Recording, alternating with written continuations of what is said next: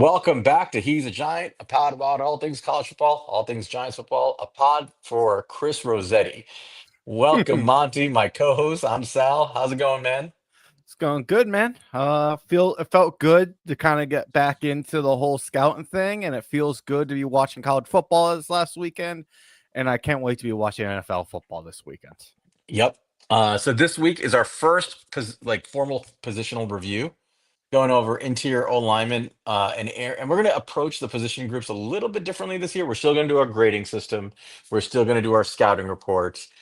Um, but we're going to try to talk about this more in terms of just planning for the Giants, like overall view of the position group and how the group looks and what the Giants' needs are and how Joe Schoen may want to look at addressing the position in general. So we'll get to that. But before we do, and before we go into interior O line, um, we are what, 3 days away, 4 days away from 4 days away from the start of the Giants season. Tomorrow kicks off the NFL season, but we are 4 days away from facing the Washington Commanders week one in Landover, Maryland. I am going to be there, you know, with others. I know I have friends going with me. I know El Jefe is going to be there. I know Spiro is going to be there. Chris Peace, who's in the chat, is always there.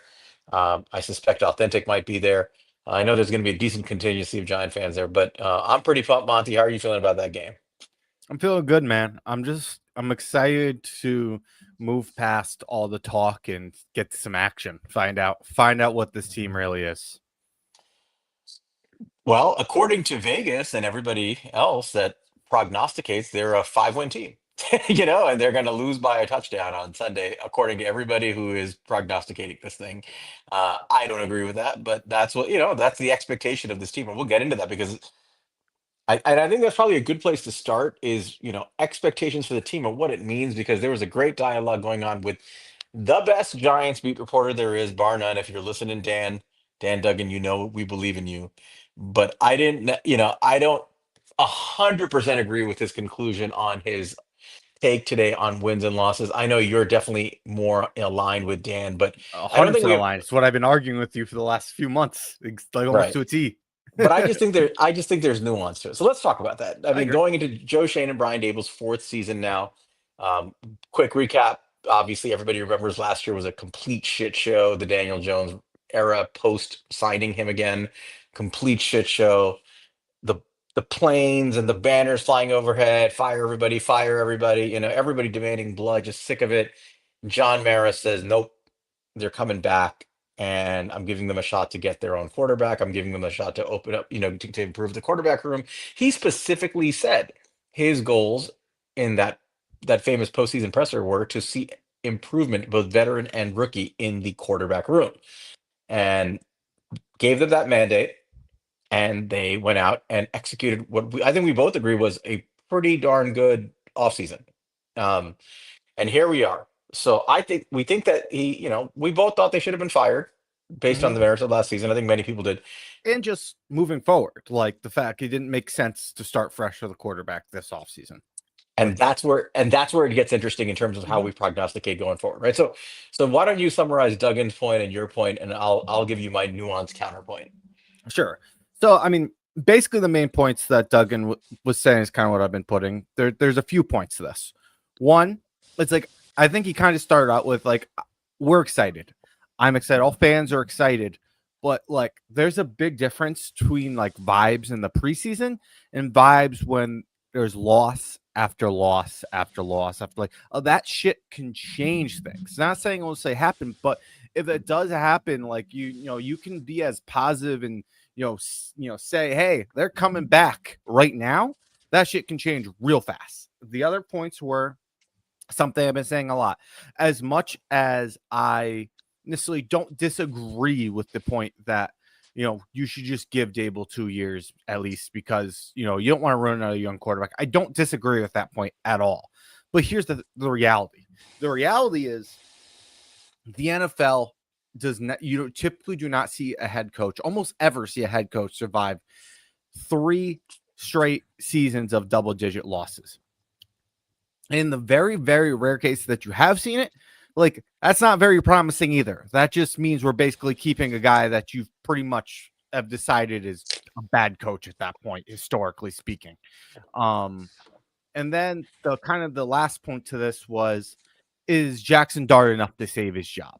And again, Jackson Dart is the reason that makes sense to save his job. And like, look, Jackson Dart more than anything is why I want Brian Daboll and Joe Schoen to save their jobs. I want him to be the guy, and I want them to keep developing him.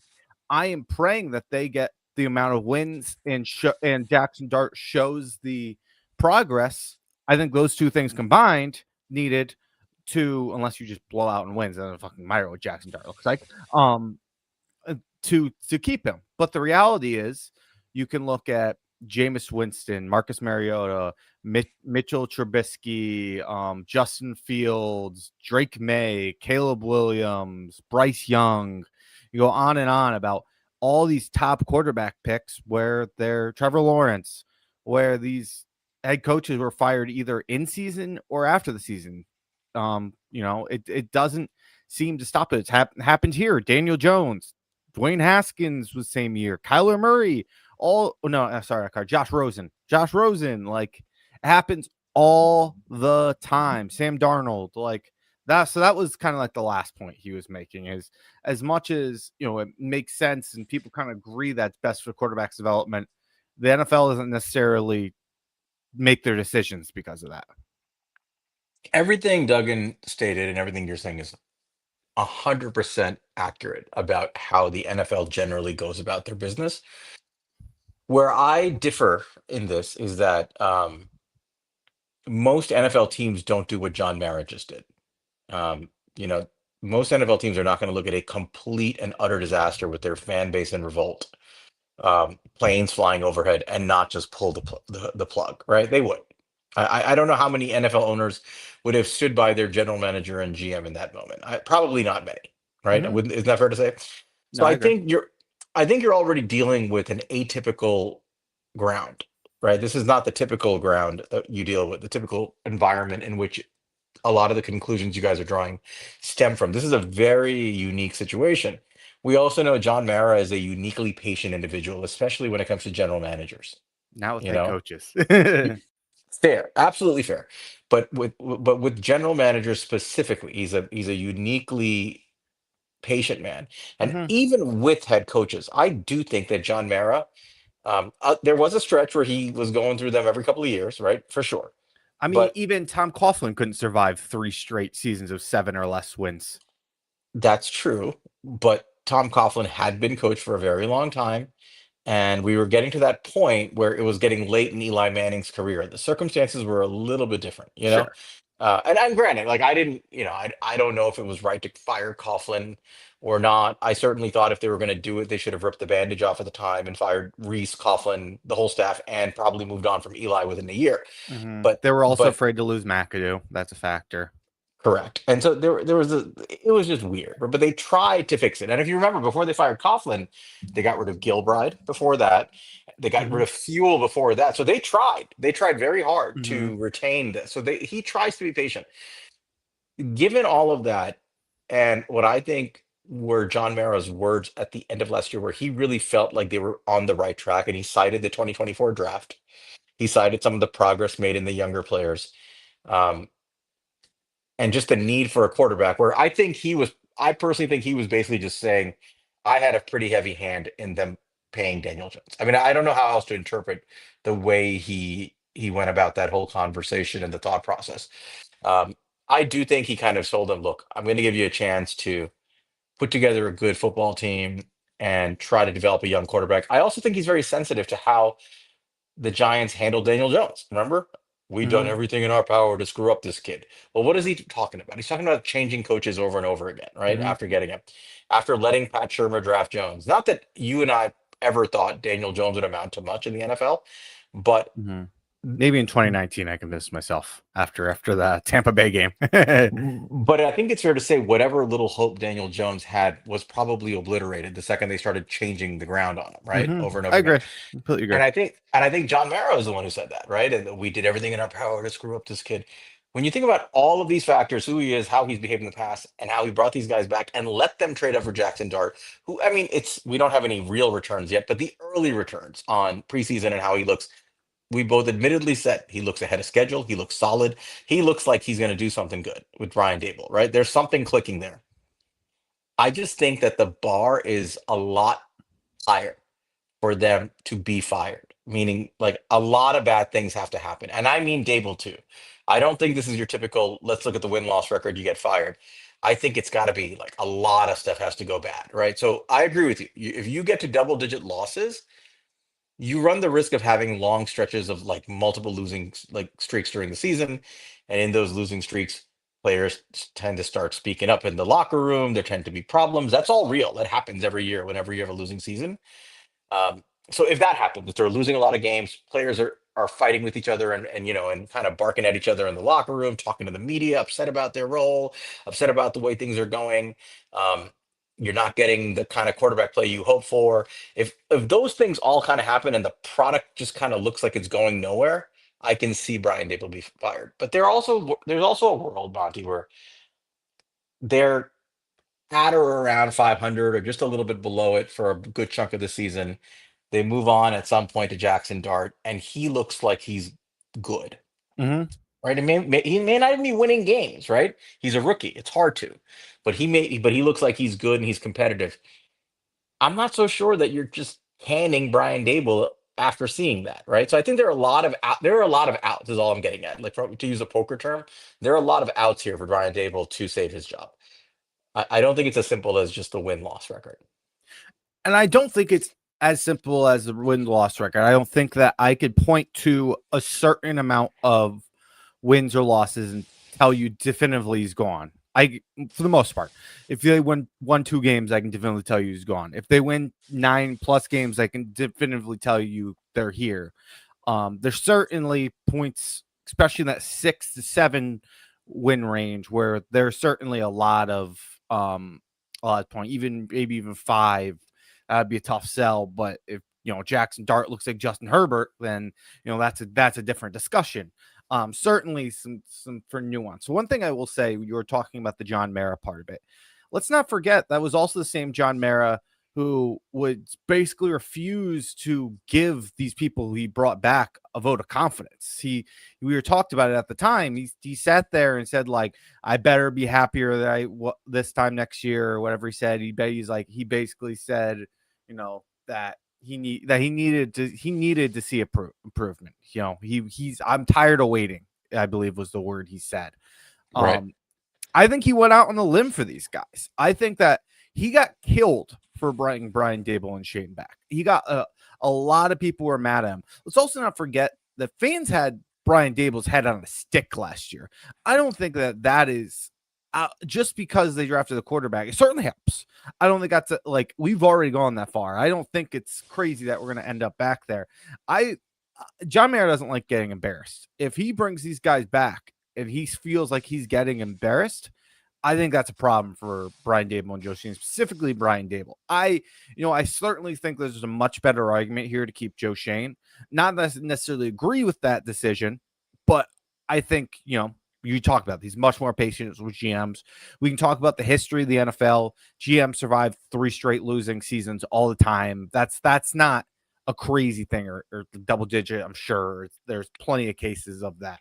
That's just, GMs will get more patience than head coaches. That is just how it goes. But I do kind of feel they're tied together. That's a discussion for another day.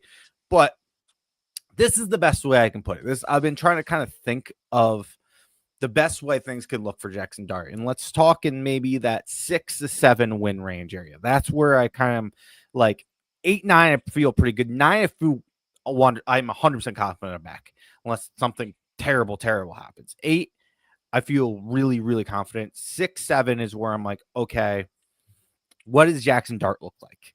6, 7. 6, 7. and Jackson Dart can't look 6, 7. Right. Jackson Dart, I think the best way I can phrase it is they need to be going into the 2026 draft with zero plans on replacing Jackson Dart. They do not care who is available to them. Jackson Dart is their guy, and even like Daniel Jones. They had Justin Herbert, who they had like an elite grade on, and they passed on Justin Herbert for Daniel Jones because they loved what they saw in Daniel Jones. It needs to be like that type of level for Jackson Dart, where they would pass on basically any quarterback for Jackson Dart because I feel that confident. That's where they need to be at with around that many wins. That's kind of how I'm with it. And the reality is these things are not mutually exclusive, right? They like the scenarios you're painting, they probably do add up to those general win ranges, right? Mm-hmm. So I think the bottom line here is they need to win games and look good with Russ, or they need to win games or look good with Jackson Dart and have some sort of good looking transition into next season. You can't, you definitely get fired if you can't win with Russ and you can't win with Dart and you just don't have a lot of promise going to the next season. You're picking top five.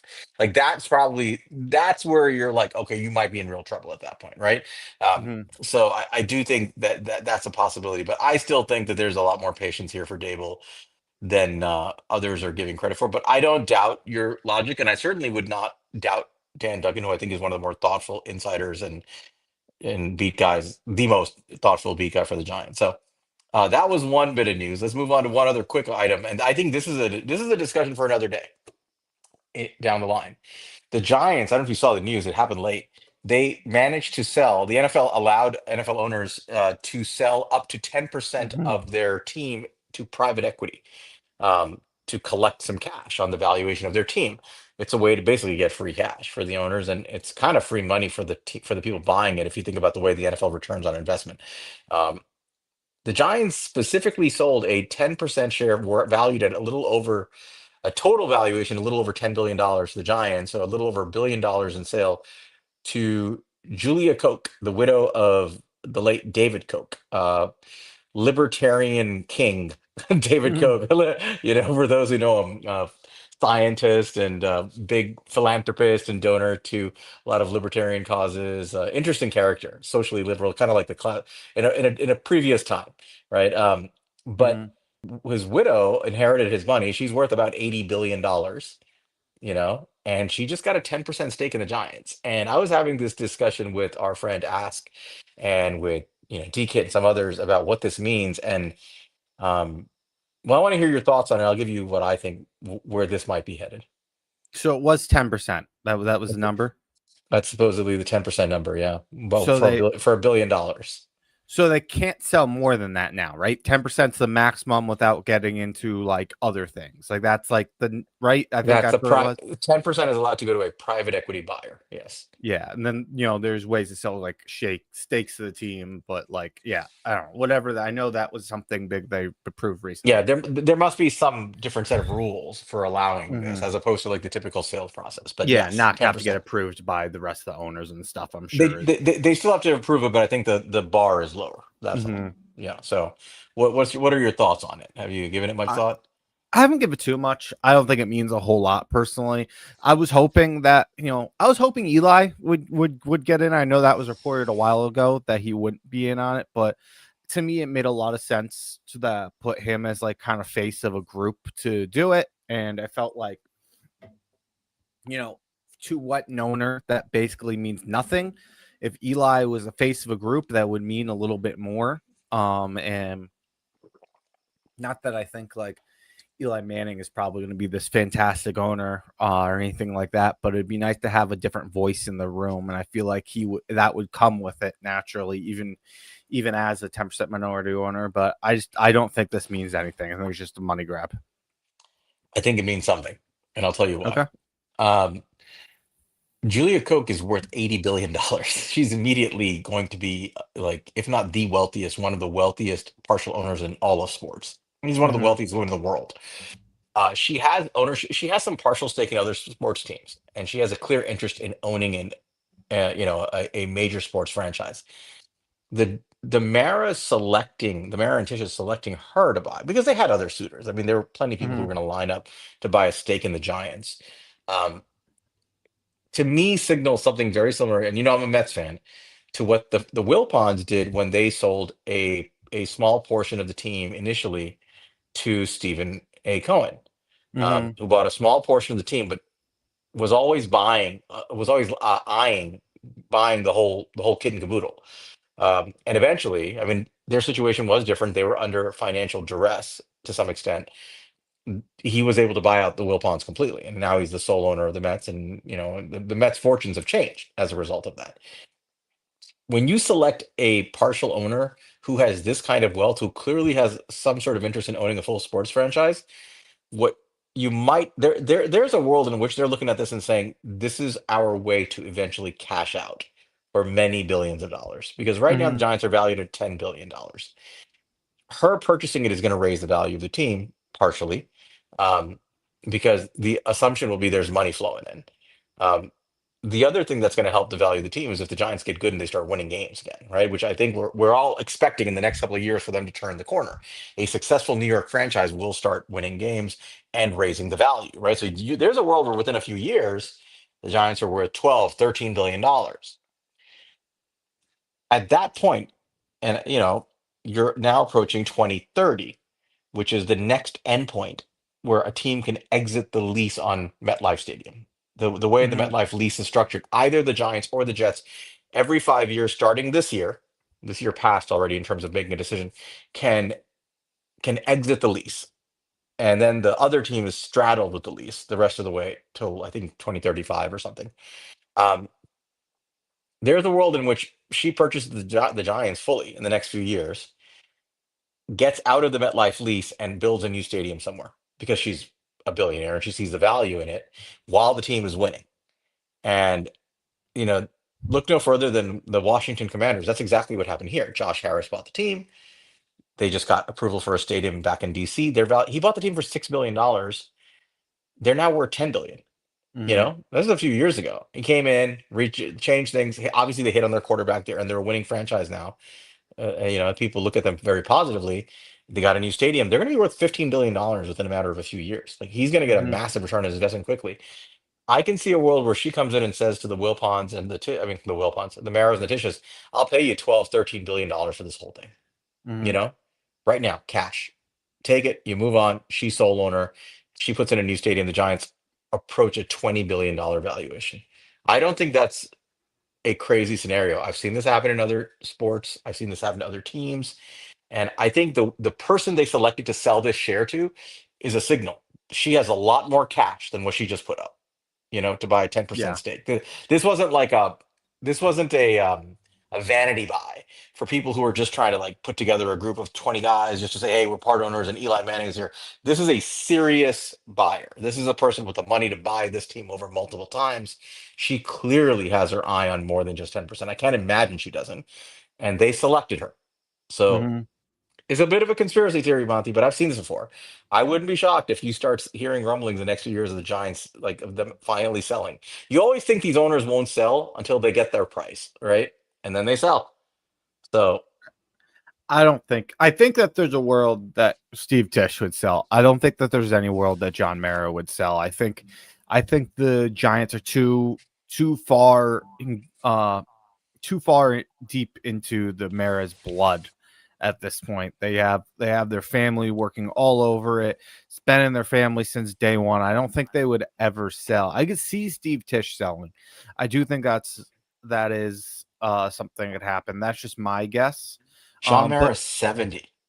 Chris Mara is like 68 years old. and Tim McDonald is right up next to be owner. But again, you're talking, it's a conspiracy theory. Mm-hmm. You're talking about potentially 12, $13 billion for a team you paid $500 for, right? Your great great great grandfather did or whatever, right? Split two ways. You're talking about $6.5 billion per owner to walk away with, and maybe they get to keep a small minority ownership so they retain, we're owners, whatever. But I do think, I don't know why you select this woman when there are other bidders, unless you're thinking the access to capital here is something that we want, we want for Mm-hmm. our own personal gains, and the biggest gain they can make is selling the Giants. So I'm just saying, watch that space. That's all I'm saying. Putting it out there. It's the first day. I certainly think that that's her game. I think you made a good point there, and I think even if it doesn't happen with the Giants, you see a guy like David Tepper. He was a minority owner in the Pittsburgh Steelers before he went and he bought the Carolina Panthers. If it doesn't work out here, you could see it work somewhere else. And yeah, I mean, I'm looking. She's got a lot of money. Comparatively, like I'm saying, like the only owner who has more money than her is the Denver Broncos owner. So, yeah, it's worth monitoring. That's all I'm saying. Keep an eye on it. I don't think we need to go too much into this week's game. We both kind of talked about what we think the season would be. We can give our predictions at the end of this, or unless you want to do it right now. No, we can give it at the end. That works for me. All right. So let's get into our episode here. We're at about 25 minutes in. We picked 5 interior offensive linemen. The Giants need interior offensive line help. Wouldn't you agree? I mean, the line looks better, but that's always an area we need help in. I mean, specifically, I mean, we have to see how he does this year. But John Michael Schmitz has been less than excellent, I would say, and they were hoping for excellence, taking him in the second round. The right guard position right now is held by a mid-30s, center. A mid-30s guard who's a good player, but certainly not the future. You don't have a clear plan to replace him when he's gone.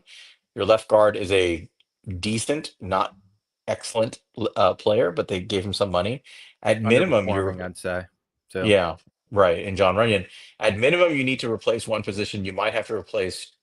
I think reasonably, you might have to consider replacing 2. In worst case scenario, you're looking at 3 spots you want to change. Right. And teams do that in the offseason. So we got to get into this. And so, let's get your quick overview thoughts on interior O-line, and we'll get into these players. That's what I wanted to ask you real quick. What do you think the chances are that we have 3 new interior offensive linemen next year? Not 0. Certainly not 0. I would say probably about 20%. Yeah, I was about there. I was about to say like 1 in 5. So yeah. I would say there's a 1 in 5 shot. I would say there's about a 1 in 100 shot. We have all 3 of them next year as the same guys, because Greg Van Rood, I can't believe he's there again next year. You want a hot take? Yeah. Hot take. Greg Van Roten is the most likely guy of the 3 to be here next year on the team, but as a starter, I don't know. I mean, look, John Runyon has been struggling. I just looked.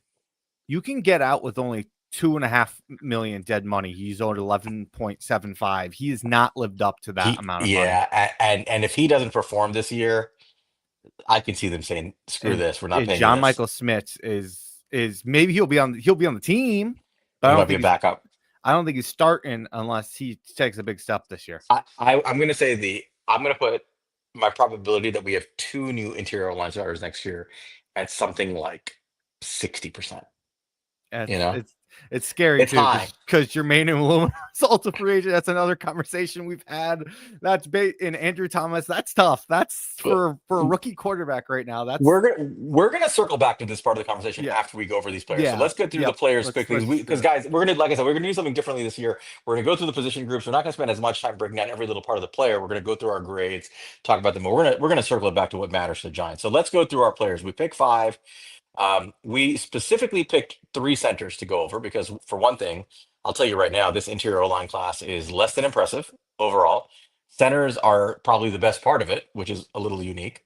So we picked 3 centers and 2 guards. So why don't we go through our players one by one? And I don't know if you want to handle the first guy. I don't know how you want to do it. He's your guy.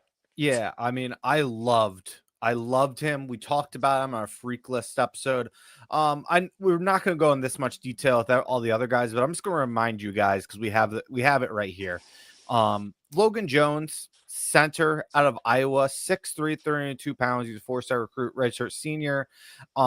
Just a reminder, this was a freak list guy. He played football. He was a shot putter. He is a basketball player. He set program records in squat and vertical jump. He set position records at the school in 10-yard splits, shuttle, power hang, all those things. But watching the tape was the next step. Seeing how much we really like this guy on tape, that was the question. And I'll tell you what I saw. This is what I had down for him.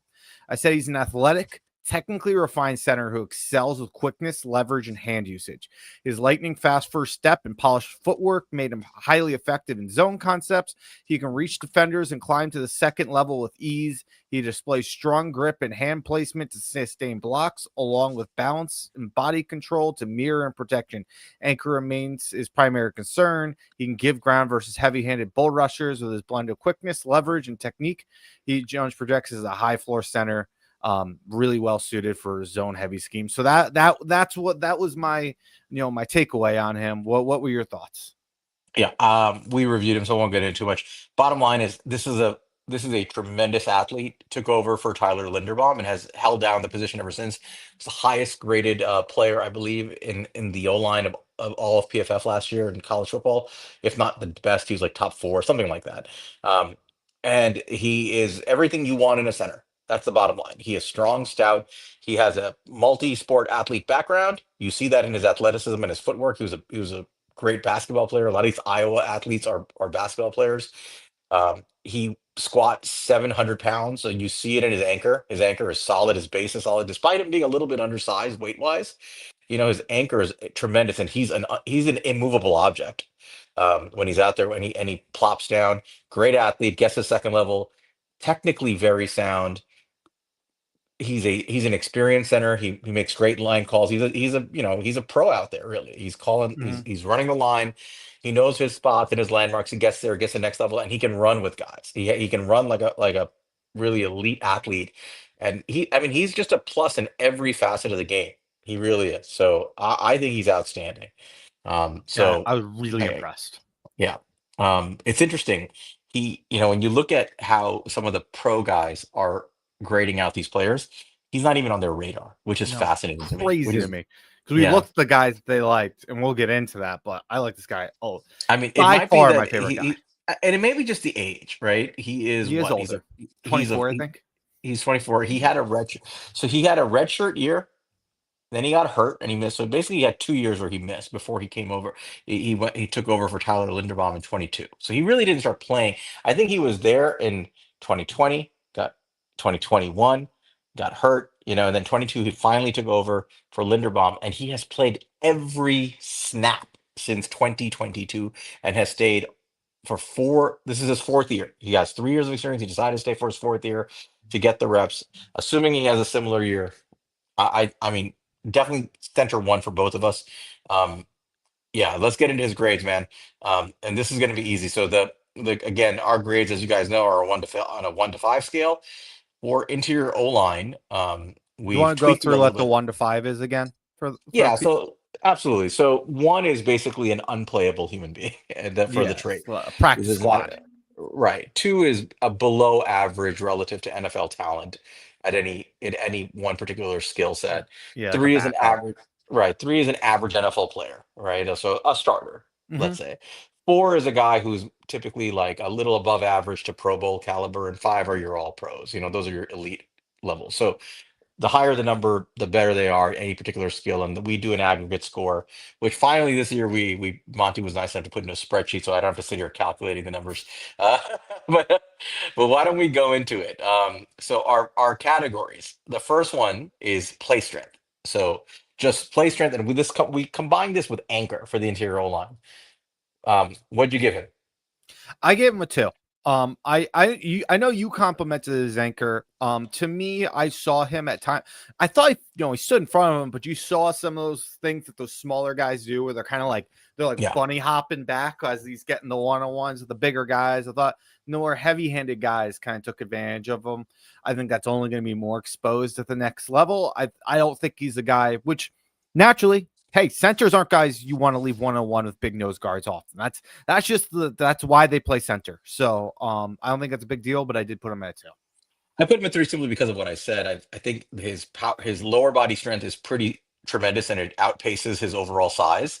And he's able to plop down. And like you said, that I didn't view those bunny hop situations as negatives. I just view them as that's the way he handles some of these Mm-hmm. power guys. He doesn't lose to them, right? Like he doesn't Mm-hmm. lose. If you want to call that losing, it's losing slowly, right? It's Yeah, it's a it's losing in a way where you're not going to blow up the he play. doesn't stonewall him though. No, no, he doesn't stall all the big guys, right? But this is you remember who was like that coming out of college was Tyler Linderbaum, right? He I mean, it reminds was me a very lot of similar. Leonard Baum. and I mean, he took over for him, same school. So I gave him a 3 mainly because of his lower body strength, and for the most part, I think against most of the athletes he faces, he's able to basically have a very firm anchor and strong anchor. I think you're right that against the stronger guys, the bigger guys, there's a little bit more of the bunny hop, but it's not like the guy gets rolled over either. I'll say I'm trying to start off fresh here and be critical because I don't want to be doing too many threes and stuff like that. When I feel somebody's like has a weaker skill set, I'm going to try to call it out. So that's just kind of what I'm going to be trying to do this year. That's fair enough. Next category: explosiveness and power at the point of attack. I think that speaks for itself. These are guys who, off the snap, are going to provide pop. What did you give him? I gave him a 3, but I honestly could have gone 4 with this. I gave him a 3 too. I don't think he couldn't be more explosive. I just think I gave him a 3 because on the majority of the reps, he's so controlled. I don't Mm-hmm. think he's a guy that I don't think he pops out on tape as like one of these explosive athletes who fires off the snap and like runs into dudes. And I don't think that's a bad thing, but I don't think that's a part of his game in a regular way. So I gave him a 3. I think he's capable of it, but I don't think that's his game. So I gave him a 3 as well. All right. Um, Athleticism. This is easy. Yeah, 5. Yeah, he's a 5 athlete. Just watch his tape. He's lightning quick. Like you see him off the ball. He can climb to the next level. He can pull him as a center, which is a rare thing for these guys. He's a really good athlete. Yep. No, it's the best part of his game. Technique and hand usage. Oh, I gave him a 4. I really liked his technique and hand use personally. I thought that he was, really used it with match with like kind of like, good leverage and kind of constantly was resetting his hand, was good at using his hands independently. I thought I thought he had really good grip strength, which I kind of factored into that. So I gave his hands a 4. I gave him a 3 here. I was one lower than you. I think he's good.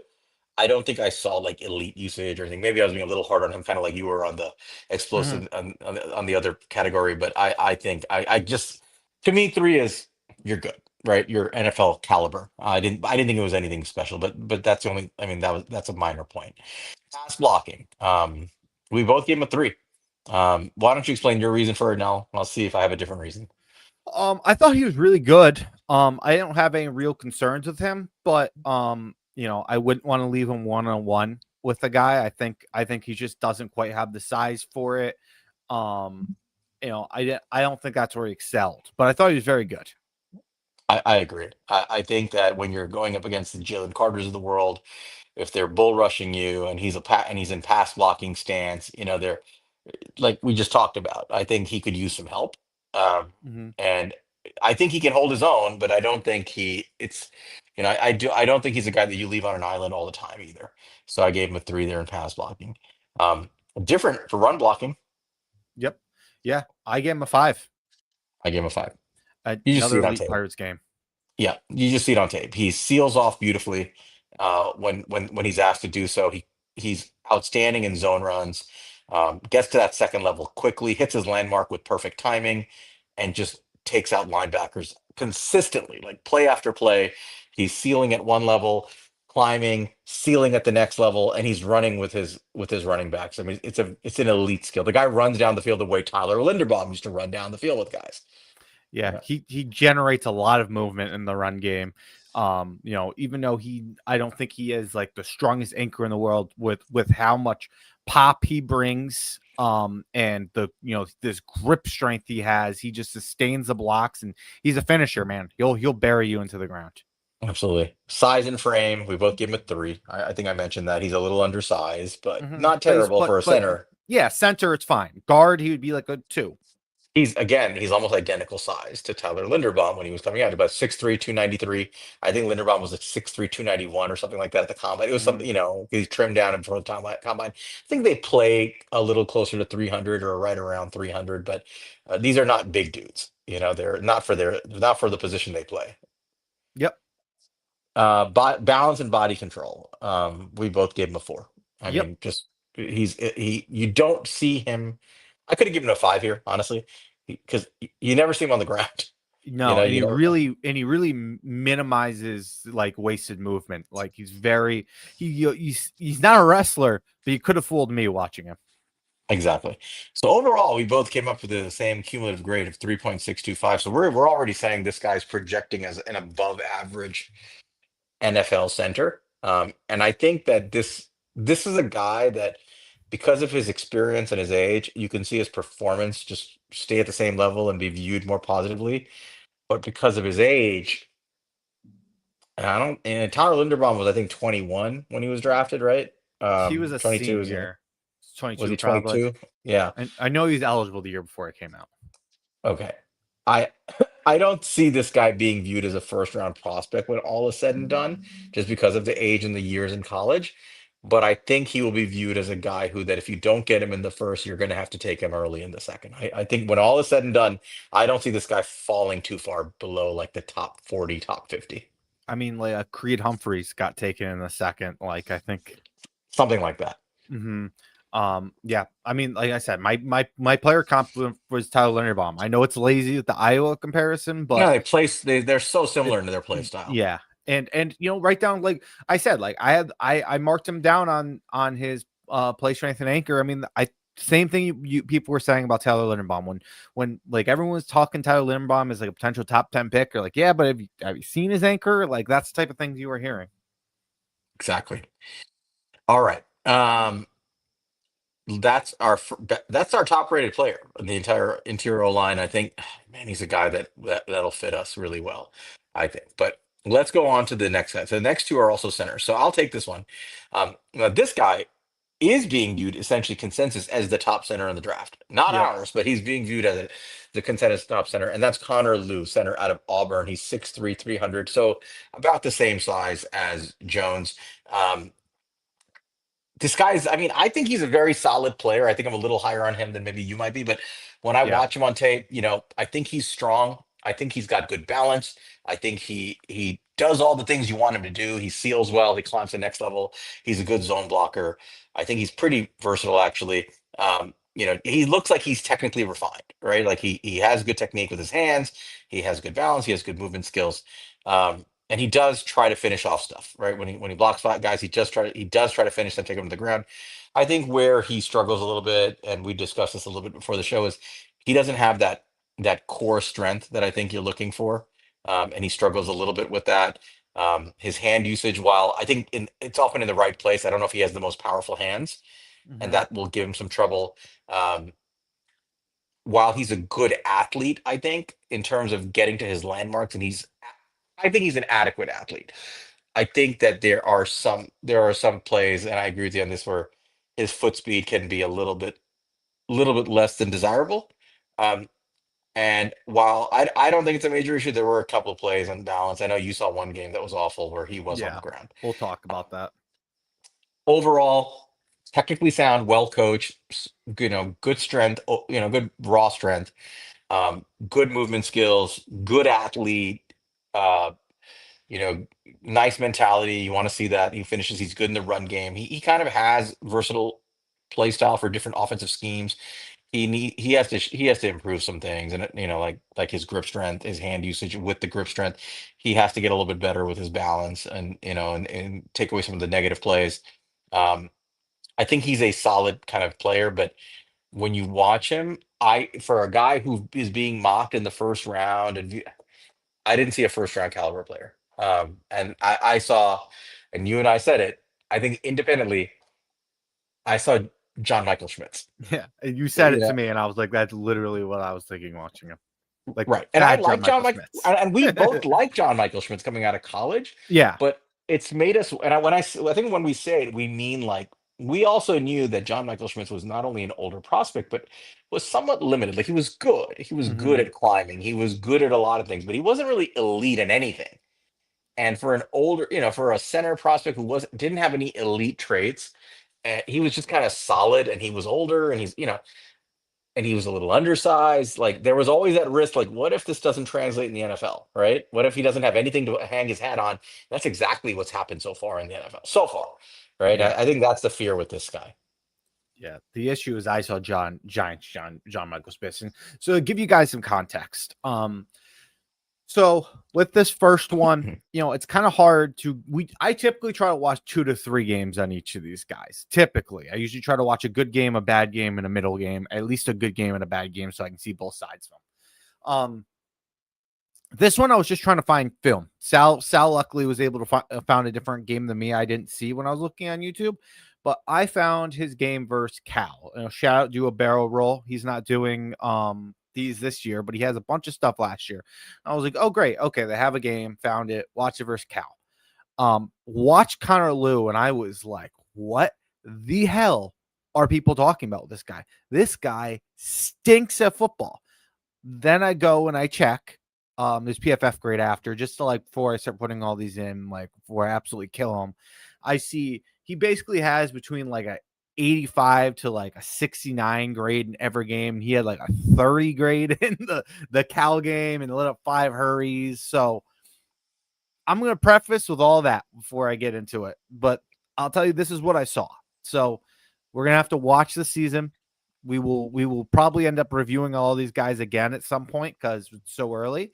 But what I saw, positives. I thought he showed good pop and initial movement in the run game, generating displacement at the point of attack. He utilized independent hands effectively to keep defenders from locking into his chest. Consistently keeps hands inside the frame. You see a lot of these guys kind of get crazy with their hands and get outside. And guys, he was pretty good at always keeping them kind of inside and on the chest. And he plays with a finisher's mentality. He looks to sustain and finish blocks. Here's the negatives. What I saw he could struggle with the anchor. I saw him get walked back a few times. His grip strength is lacking. I saw him get shedded way too easily. I frequently verse Cal frequently, and like I said, he gave five hurries, and I think he had 9 on the season. So this isn't a fair thing to say to him, but in that game, he gave up half man in his pass protection, just open run lane straight to the quarterback. Constantly, they were taking half man with him. I don't know if that's something where he's still running into it in other games. You might be able to speak to that, Sal, and just wasn't creating hurries, but that was constantly happening. I thought his foot quickness was below average. I thought he was really slow to reach landmarks, especially in run blocking. And he would just let guys get into the backfield because he wouldn't get to where he needed to be in time. And I thought he showed some balance issues, not to the point of some other guys that we're going to talk about, but particularly I didn't really love his kick step, and it could compromise some body control. So that was my overall thoughts. I really did not like him, but it was his worst game I saw. So Yeah, we saw different games. I watched A&M. I went back and looked at what I was watching, and I got a little bit of Alabama. So I got a little bit of a mixed picture. A&M, he was outstanding against a really, really good D line. I And he watched was the A&M game for another guy. yeah, he didn't give up any pressures. He was solid. He did all the things, all the good things we talked about. It was on display against a really high level competition team in A&M last year. Remember, they had 3 guys taken in the first 2 rounds. And at A&M, they had Shamar Turner on the interior. They had Nick. Well, what the hell was his name? Why am I Scourton, forgetting?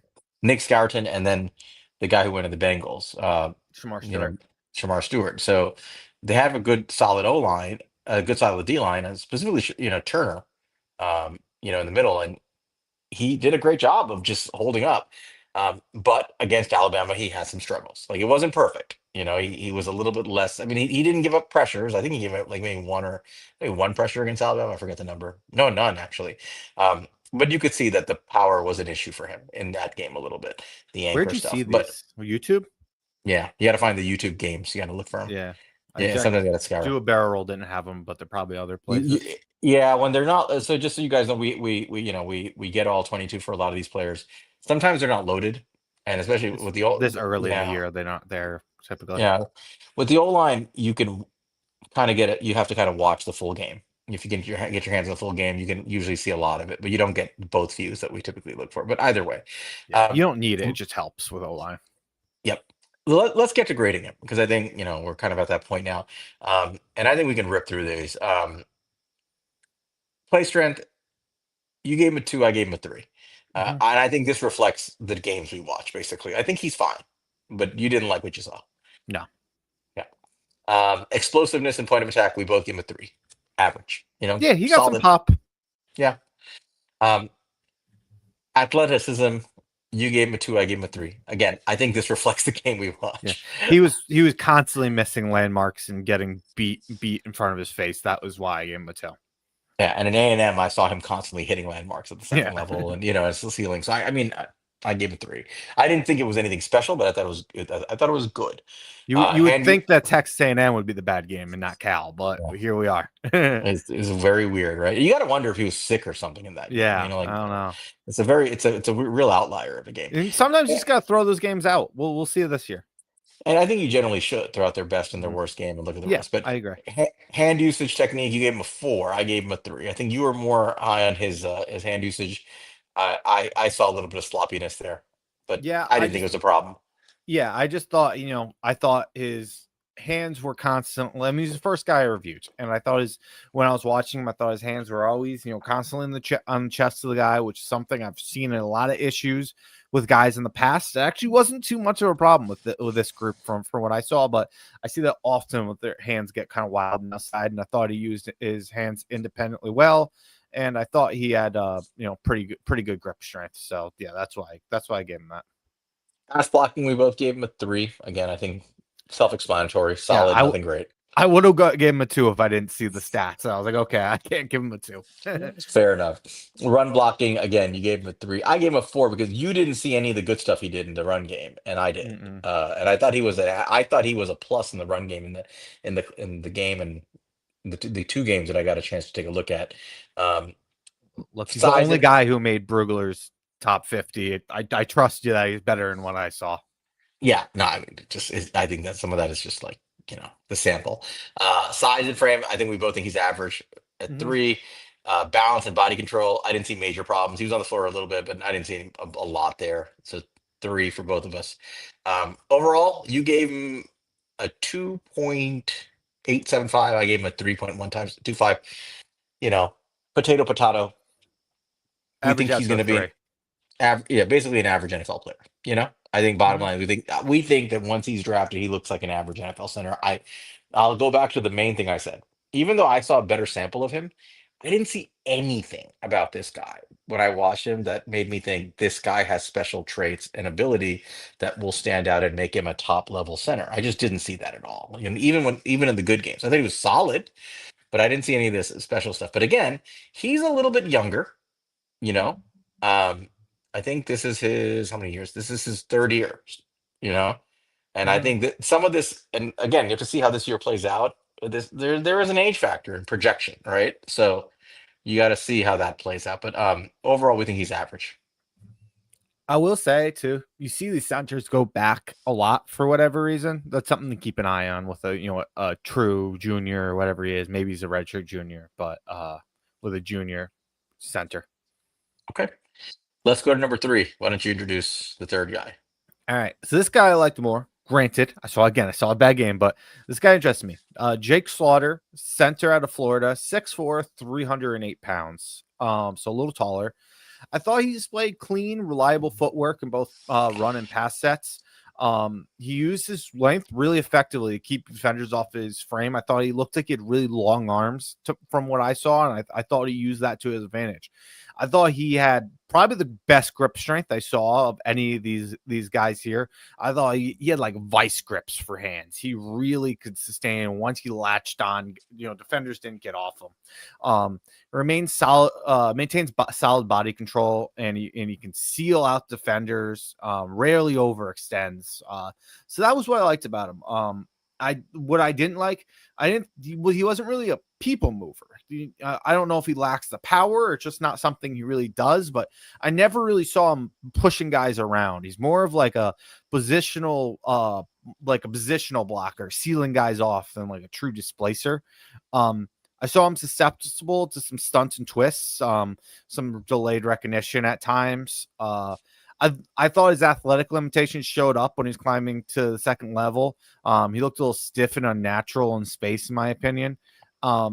And he just doesn't finish plays. He kind of like lacks a nasty finishing edge. And I kind of just saw him like standing around at times, like a ball would kind of get dumped off where I felt like he could get upfield and make a block. And he kind of just like stood around. I didn't really love seeing that. So, that was my thought. What was your thought?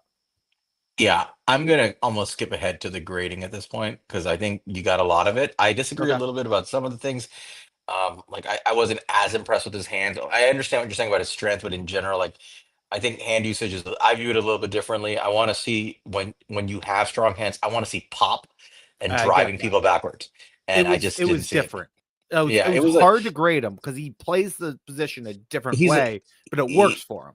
he looks like Joe Tipman, but he plays like a smaller seal blocker. And I think that's that's kind of the It's concern. it's interesting. Right. Bottom line to me though, the only comment I'll make is technically sound, yes. Big and strong, yes.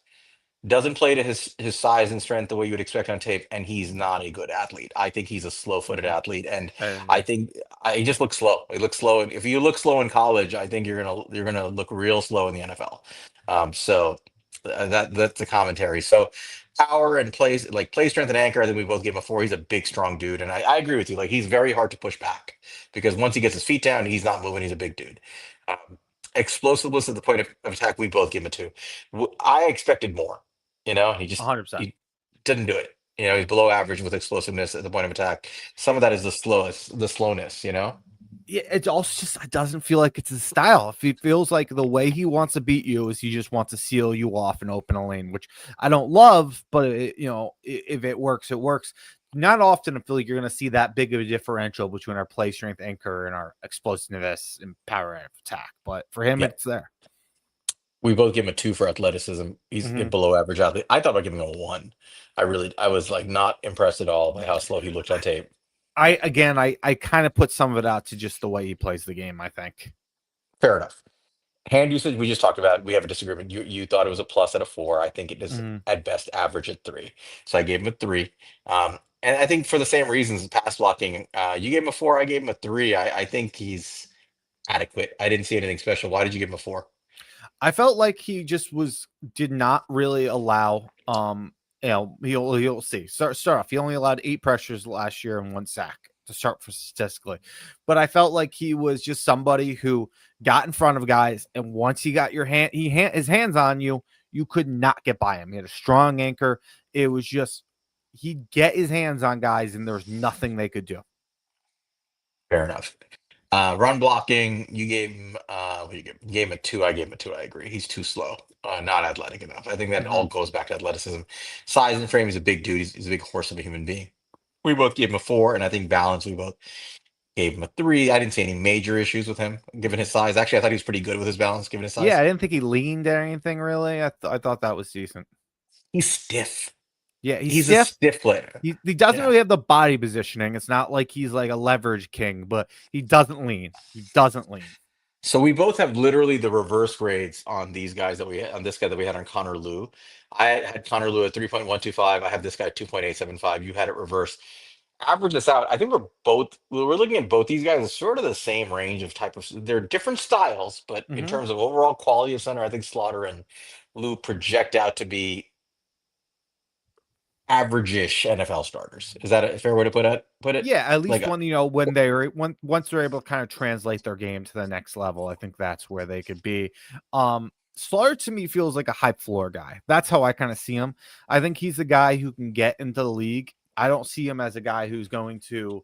I don't think his game is going to translate to a high end player, but I think his game translate to a guy who's not going to be an issue for you. He's going to do his job and nothing more. yeah, he's definitely a lunch pail guy. Um, Mm-hmm. my issue with Slaughter is he's a big dude, and when you look at a center like him, you're like, can he play guard? He looks strong. He's big. He does not have the mobility to play guard. No, Like and he doesn't have the play style. no, he's. I mean, we're going to talk about a guy who has some of the guys coming up will have similar issues coming up, right? But this guy really, I don't think he can pull. I don't think he can do a lot with his legs. I think he's a stand and deliver kind of a offensive lineman. He's just going to stand there and do his thing, and that's it. And that's why he's a center. It's a shame. A guy with a last name like Slaughter and a guy with a goatee. You think you're getting something, but he also has glasses, and that's where it shows. Glasses, not a goon. All right, let's go to the next guy. Um, Fourth guy on this. Now we have 2 guards coming up. This is Mm-hmm. our first guard, and I will tell you, there are 0 guards. Dane Brugler's top 50 list. Not one, And understand why. zero, zero. And this is why. And I like this guy coming up. I like him more than Monty. Mhm. So I'm going to present him. The fourth guy, our first guard, is Armaj Reed Adams from Texas A&M. He's 6'5", 325 pounds. This guy is a fucking goon. We haven't gotten into the goon. By the way, big announcement for all seven of you in here, six of you in here. We are not doing goon grades officially during our shows. However, we have secured the exclusive rights to Big Blue Goon to join our show periodically for a goon segment on real ass goons. The details are going to follow, but he's going to help us pick out the goons of the NFL draft. So just so you guys know, Hell yeah. this motherfucker right here, we're oh no, we won't be monetized. Armand Reed Adams, he is a goon ass goon, right? I think that's the way to look at him. He is a big, strong bully of a human being, and he plays with a lot of power. He wants to hurt you. He wants to put you in the damn ground. He's got big, powerful hands. He's got a big anchor and strong anchor, and he is a finisher. He wants to block you and drive you into the ground on every single rep. That is his mentality. That is his play style. It's a lot of fun to watch. These guys are a ton of fun to watch, right? When you watch them, because like Yeah. Slaughter might end up being the better player in the NFL just because he's sound and reliable, but he's boring to watch. Right? Yeah. He doesn't move. This guy's flying all over the place, He not he always in a plays like good. his name's Slaughter. Right. This guy, he's flying all over the place. Sometimes good, sometimes not good. But he's definitely moving. He's always on, he's always on camera. The cons with him though are, and I think you brought this up. I don't know if I fully agree with all of it, but I think you're largely correct. Um, he's kind of a technical mess. This Mhm. is a guy who needs coaching at minimum. I think the best case scenario for him is you see the strength. He needs coaching. He's got his footwork is sloppy. He lunges. He will lose balance because he's too aggressive. Um, and he's a power player. He plays almost all power. His hand, like he's not refined. He doesn't know, doesn't time his punches. He just wants to fuck people up, right? Like every snap, he's just looking to lunge and hit people. And there's no refinement in his game at all. Overall, I think the assessment here is he's a mauler. He's a big hitter for a guard. He wants to drive people into the ground. If you're going to use him and start him, you're going to basically be confined to using him to like a power scheme, a gap scheme, power scheme where he's pushing forward pretty much all the Yeah. time. He does not have the coordination or the refinement technically right now to play consistently in his own scheme. He doesn't use athleticism power like properly. I don't think he's a bad athlete. I want to say that. I think he has Mhm. athleticism in him, but he's raw and he doesn't have it right now. And this is the guy like I'm watching this year. Of all of these guys, this is one of the guys I'm really watching closely this year to see is he going to take that step in coaching and development to see if he goes to the next level because I think the raw tools are there. But right now, that's kind of what I think about him. What do you think? Yeah, I mean, I think you nailed most of it. Some parts of him I was really impressed by. I thought he had I thought his strength popped, even when it was just like he's like chipping a guy, sticking a hand, like punching a guy. The guy goes flying occasionally. Like you can see his power pop. You can't push him back. He has a really good anchor. He plays with that finish mentality. He looks to impose his will on the defense. You love to see that stuff. But yeah, I think you went into some of my concerns there. I thought he was a mess. I thought he had really sloppy footwork. He was really wide and it struggled with his mirroring ability. I thought he had some really bad balance issues that showed up. He leaned way too heavily into his blocks, and you'd see him tumble over, especially kind of like when he's run blocking. He'd miss. He would just lean into it, and yeah, he'd end up on the ground way too often for my liking. I thought he struggled in space. I thought especially working the second level, he'd come in like flying around. You just totally overshoot a guy and just not even get a chance to get his block. Um, Inconsistent hand placement. That's going to be a problem versus quicker defenders. Yeah, I think he's a power guard at the end of the day. I think that's what he is. He's guard, but you know what comp I think of when I look at him? Who? And he plays guard the way James Hudson plays tackle. You Okay. know, right? Like he's a good athlete, he's strong as shit, right? And he's Mhm. built like a monster, and he wants to hurt people on every snap, but he's all over the place, right? He's just he's Yeah. undisciplined and he's kind of sloppy. I don't And I understand. I think don't know that's if I it. love that though. Andrew Thomas practiced today. We didn't even get into that. What? So I'm hopeful. All right. So let's get into the grades real quick on this guy, Monty. I think we'll power through these because we're gonna get to the end of this episode. We're doing Um, pretty good in time. yep. So play strength and anchor, 5. He's a horse. We both gave Yeah. him a 5.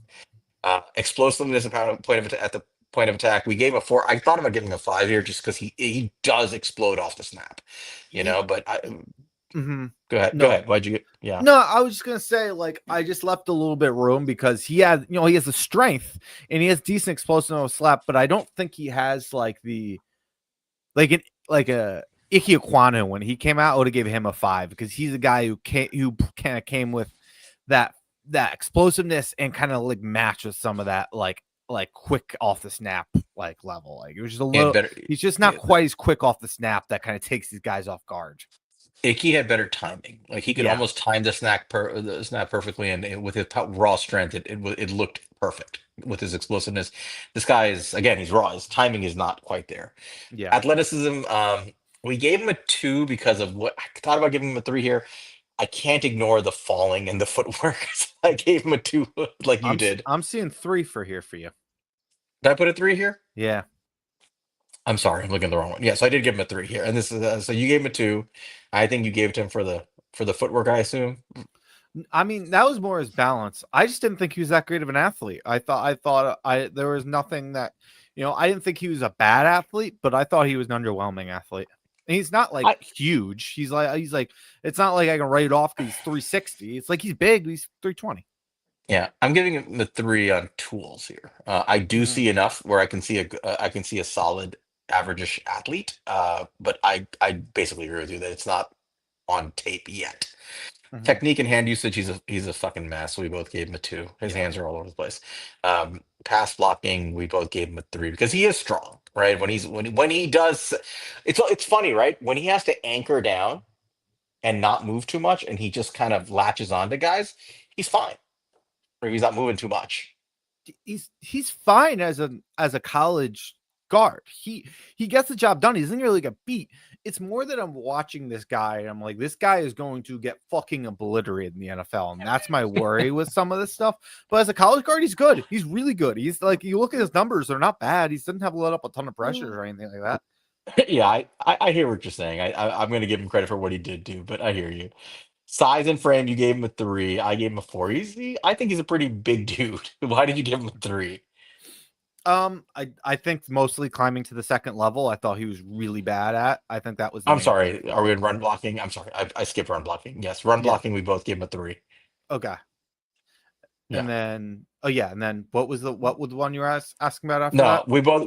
I'm sorry for I messed that up. We both gave him a 3 for run blocking. I think we Mhm, both think he's a bit of a mauler. That helps. I think he can get to the second level. That helps. He's just sloppy, and mhm. I think that's why he didn't get a 4. Misses landmarks. Can't give him a 4 for that. Size and frame, we both gave him a 4. He's a big dude. He's strong. Yep. Save Balance. it for the 360-pound guys of the world, like the total mountain of men's, but he's real big. He's forest reserved. Balance and body control. I gave him a 2. You obliterated him and gave him a 1. I was more I generous. thought it was real bad. I thought it was a mess. Honestly, we'll get into it. But there's another guy that made me question why I should upgrade him with 2 because he looked better. But we'll go on So that. you gave him a 3. I gave him a 3.25. So I'm a little higher than him. I'm a little 2 spots higher. I'm a little higher than this dude because I just like the way he plays, and I think I see some projection here. And 3's a pretty Um, good grade for as much shit as I talked at him. There's upside there that got him to that 3. so this is what we're talking about, right? Part of the reason we do this in a breakdown fashion, the way the Bill Walsh guy does it, is because you're looking for specific traits that can translate, and that some things that they're like an overall not amazing player. If he has specific traits that are high level, you can turn that into something good, right? And the Mhm. overall package is worth taking. So he grades out as a kind of an average player, but that's because he's got such polarization. He has some really awful technique issues, and he has some outstanding traits like his size, his strength, his explosiveness. Like he's got skills to work with, and I personally would rather take a guy like this in the mid rounds than a guy who I think has a cap ceiling who grades out the same. Okay. Just because No, I don't I, disagree. I don't disagree with you. O line's so tough. He's a boomer bust guy. yeah, he is. He's definitely a boomer bust guy. All right.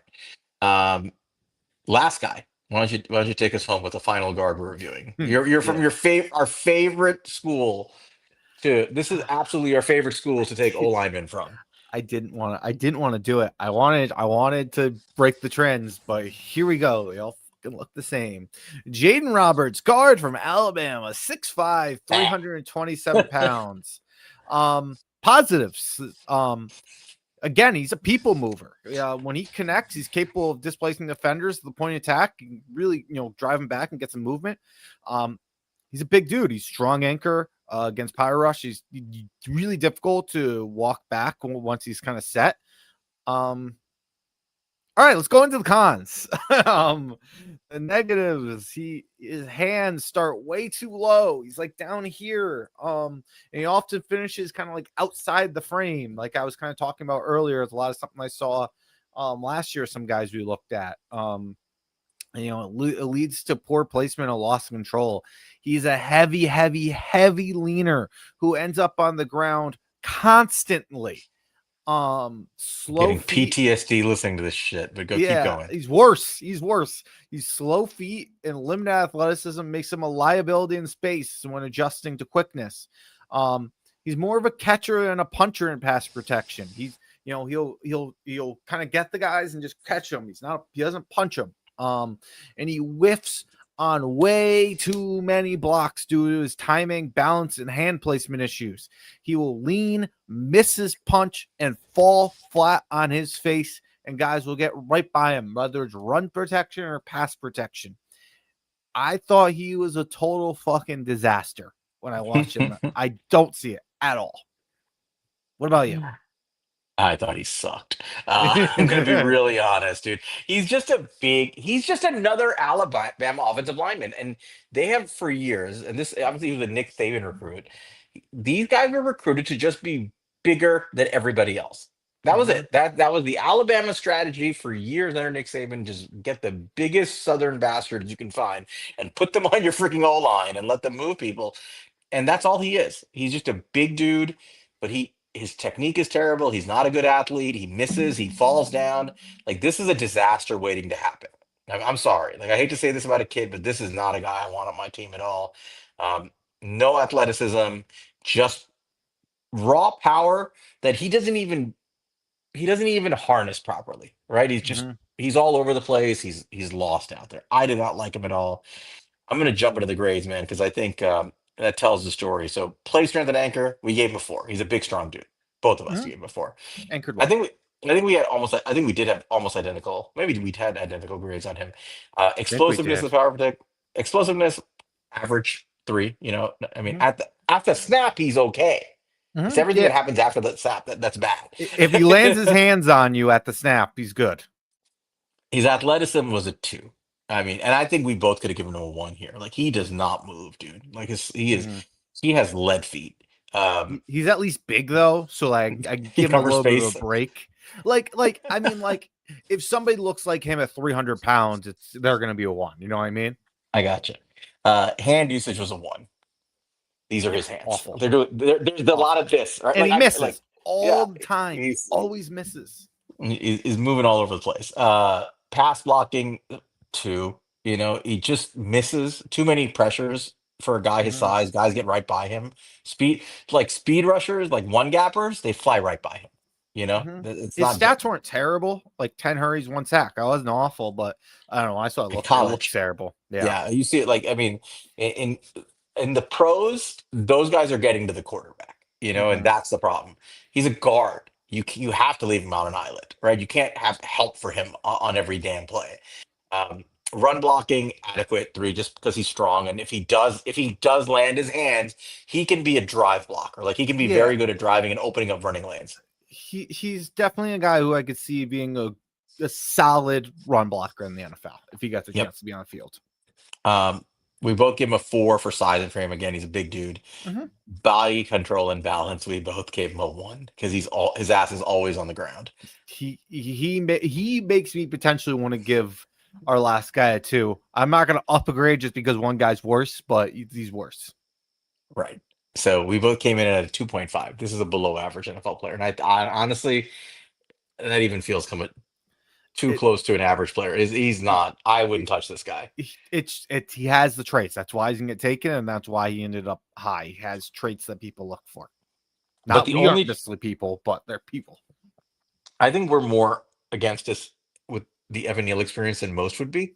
But this is sort of a consistent Alabama theme, right? Like this is just who they produce over and over again. They're just not guys that would take. We didn't even get into their offensive tackle. We'll get to him eventually, but my God, it's the same issue.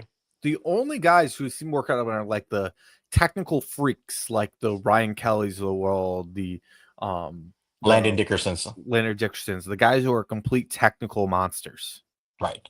But that's not the typical Bama guard. The typical Bama guard or even Bama tackle, they look like this. They're Yeah. just big Chance Goliaths. Warmack, Ugh. the DJ Fluker, yeah. Actually, the only Alabama well, Alex Leatherwood was like this too. The Alex Leatherwood. only Alabama tackle who I was actually surprised, like I was surprised that Evan Neal was that much of a flop, obviously, right? Yes. And I think I had a lot of high hopes for him, and we are obviously disappointed. But other than that, the one I was really shocked didn't translate was actually Jedrick Wills See, I because wasn't a Wills guy, but I was a Neal guy. but Wills was that technician, right? He was like Mhm. more of a he was more balanced. Yeah. He was more of a steady performer. He could mirror like I just don't know what the hell like happened to that guy in the NFL level, but Mhm. I mean even if you weren't a Wills guy, like the way he performed under Bill Callahan is shockingly bad. Yeah, I won't say that. He got Bill Callahan and still busted. Yeah, awful. We got to see how the guy who got taken last year by the Titans performs that Bill Callahan has now. What's his name? I'm already forgetting his freaking name. Evan Neal 2.0. Latham, Well, JC Latham. basically, Bill Callahan loves taking his Alabama offensive lineman. whew, maybe he'll draft this guy. This is a Bill Callahan type project, you know. But yeah, I'm not interested. So, all right, we are 1 hour and 16 minutes in. We're doing pretty well here for our time. We finished the online, but here is the real discussion I wanted to have, Monty. We just started this by saying the Giants. There's a non-zero chance, probably like up to 20% chance that all 3 guys in the interior line are different next year from where we are today. There's probably like a 80% chance, and then we're saying that at least one guy is gone, right? I Uh, would say almost close to 100. right. Close to 100, at least At one least guy is gone. starting. Right. Um, and there's probably a very strong chance that at least 2 guys are gone. Right. Mhm. And I think it's probably better than average chance, better than 50% chance that we're replacing 2 guys. We talked about how John Runyon has been underperforming, and unless he really turns it on this year, his contract is one the Giants can just exit from with almost no penalty next year. And they probably wouldn't save whatever $11 million or something like that in the cap, or 10 some big number, right? Yeah, Um, 2.5 million of like 11 and a half or something like that. They would say. right. So that's like They nine. would they They would would save 9 pay. million.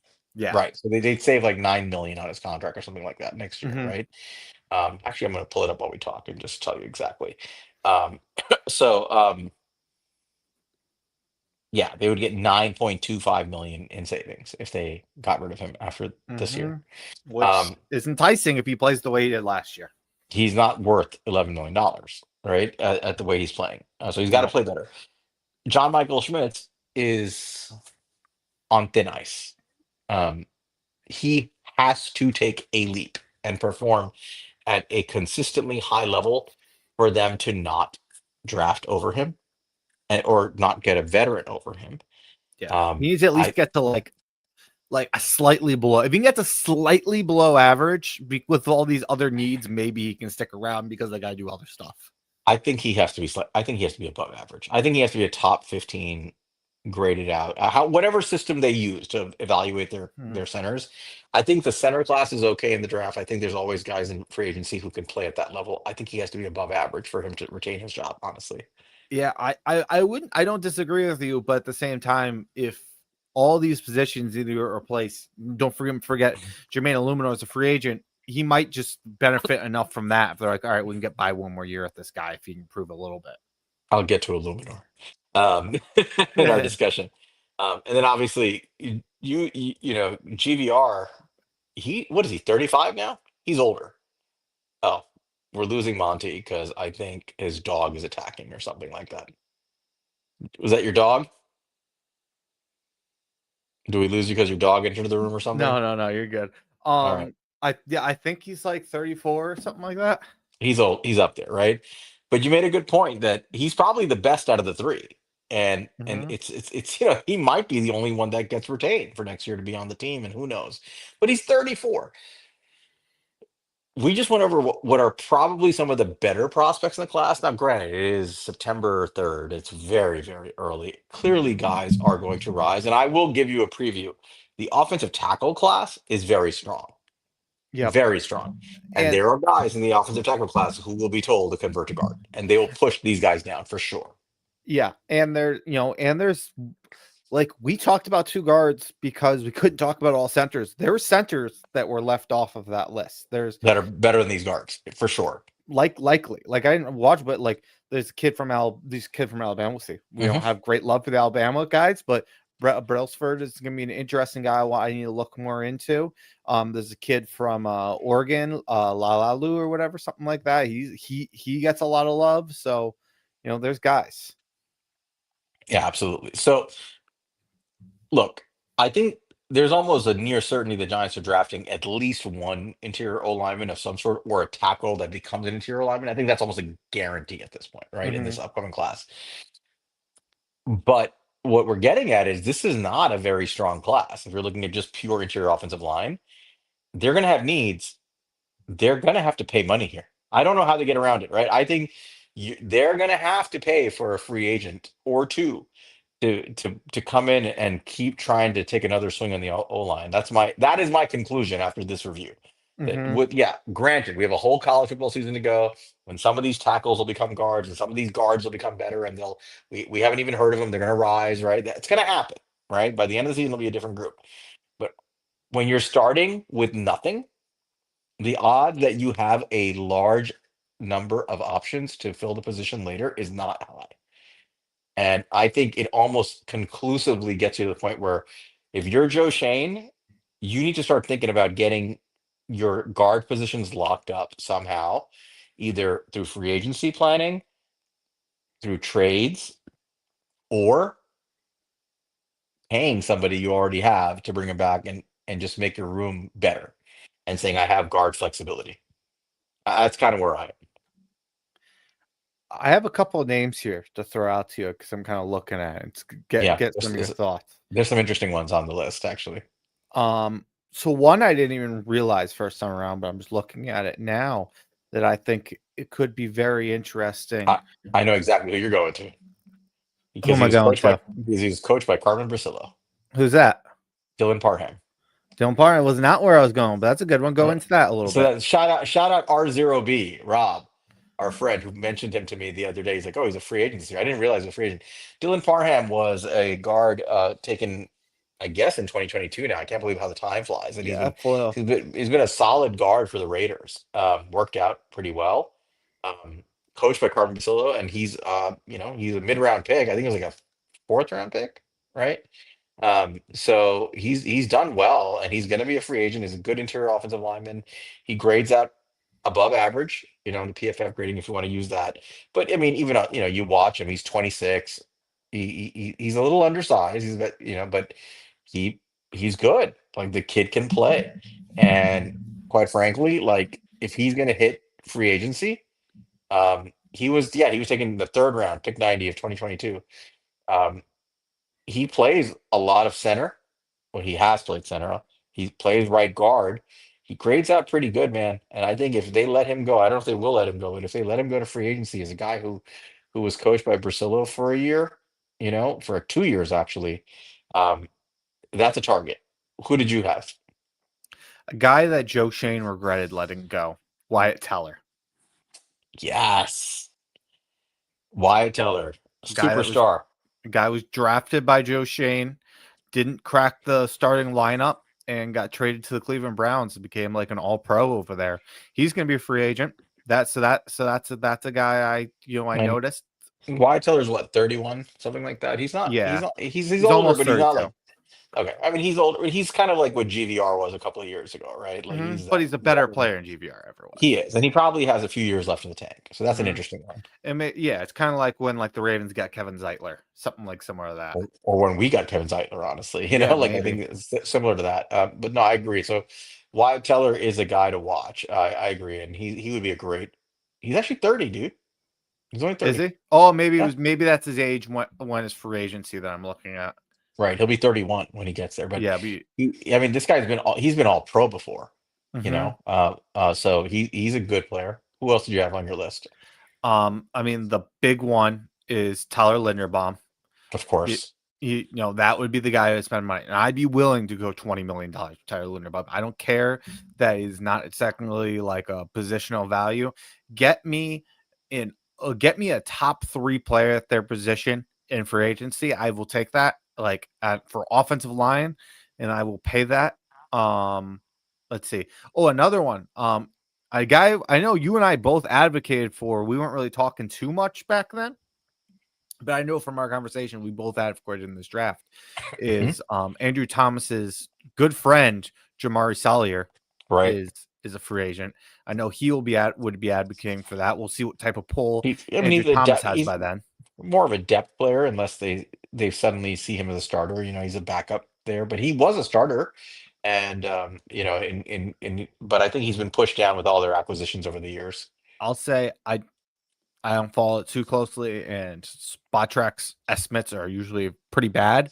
But they are of all offensive lineman free agents, they have him at 1, 2, 3, 4, 5, 6 as the 6th highest paid guy. Really? The 11 million AAV projection. I find that hard to believe for a guy I, who's I probably a depth piece. I don't know enough about him. You're probably right. Again, spot track's like historically very bad at this, but They've had now they lost Rashawn Slater, and unless they slide him in at, I don't know if he's playing. No, they have Joe Alt at left tackle now, and they have moved Trey Trey Pipkins to right tackle. Salyer is still a backup. He's a backup right guard to Mekhi Becton. So unless he gets in for injury, I don't know if he's gonna be able to command that kind of money. I doubt it. yeah. The last guy I had to really throw out here. So one of the big news today, Elijah Vera Tucker is out for the season going into his free agency year. That's a risky one. You already deal with your Andrew Thomas as your injured offensive lineman. That would be a tough one to go, but he's also the perfect kind of player to add because he is a high end, Pro Bowl level like guard, but he can bounce out and play tackle. He can be your swing tackle too. So, um, that Yeah. if healthy, that's like a very good choice. That to if they go after him or choose to consider going after him, that's going to be, I think, based on how their experience as Andrew Thomas is this year. Like if Andrew Thomas is Mhm. healthy all year and plays, I think they have less worry. Like he's recovered from the list frank, he's playing at a high level. I think then you're thinking we have a pretty healthy O line now, and we can take a risk.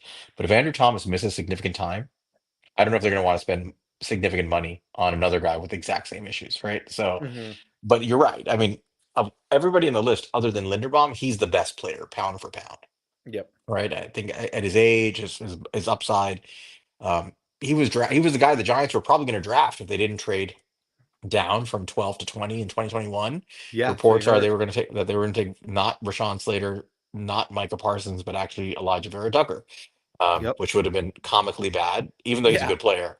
But in any case, he's interesting. So I mean, there are guys out there, right? So we're talking about Elijah Vera Tucker, Tyler Linderbaum, Dylan Parham, Wyatt Teller, Jamari Sallier. There will be names. Giants are going to have to spend in this. I don't see any way around it. They're going to have to spend money one way or another. The other option, and I want to talk about this before we end it today, is Jermaine Illuminor. This has been a Mhm. fun discussion between a lot of us, and I think it's a good discussion.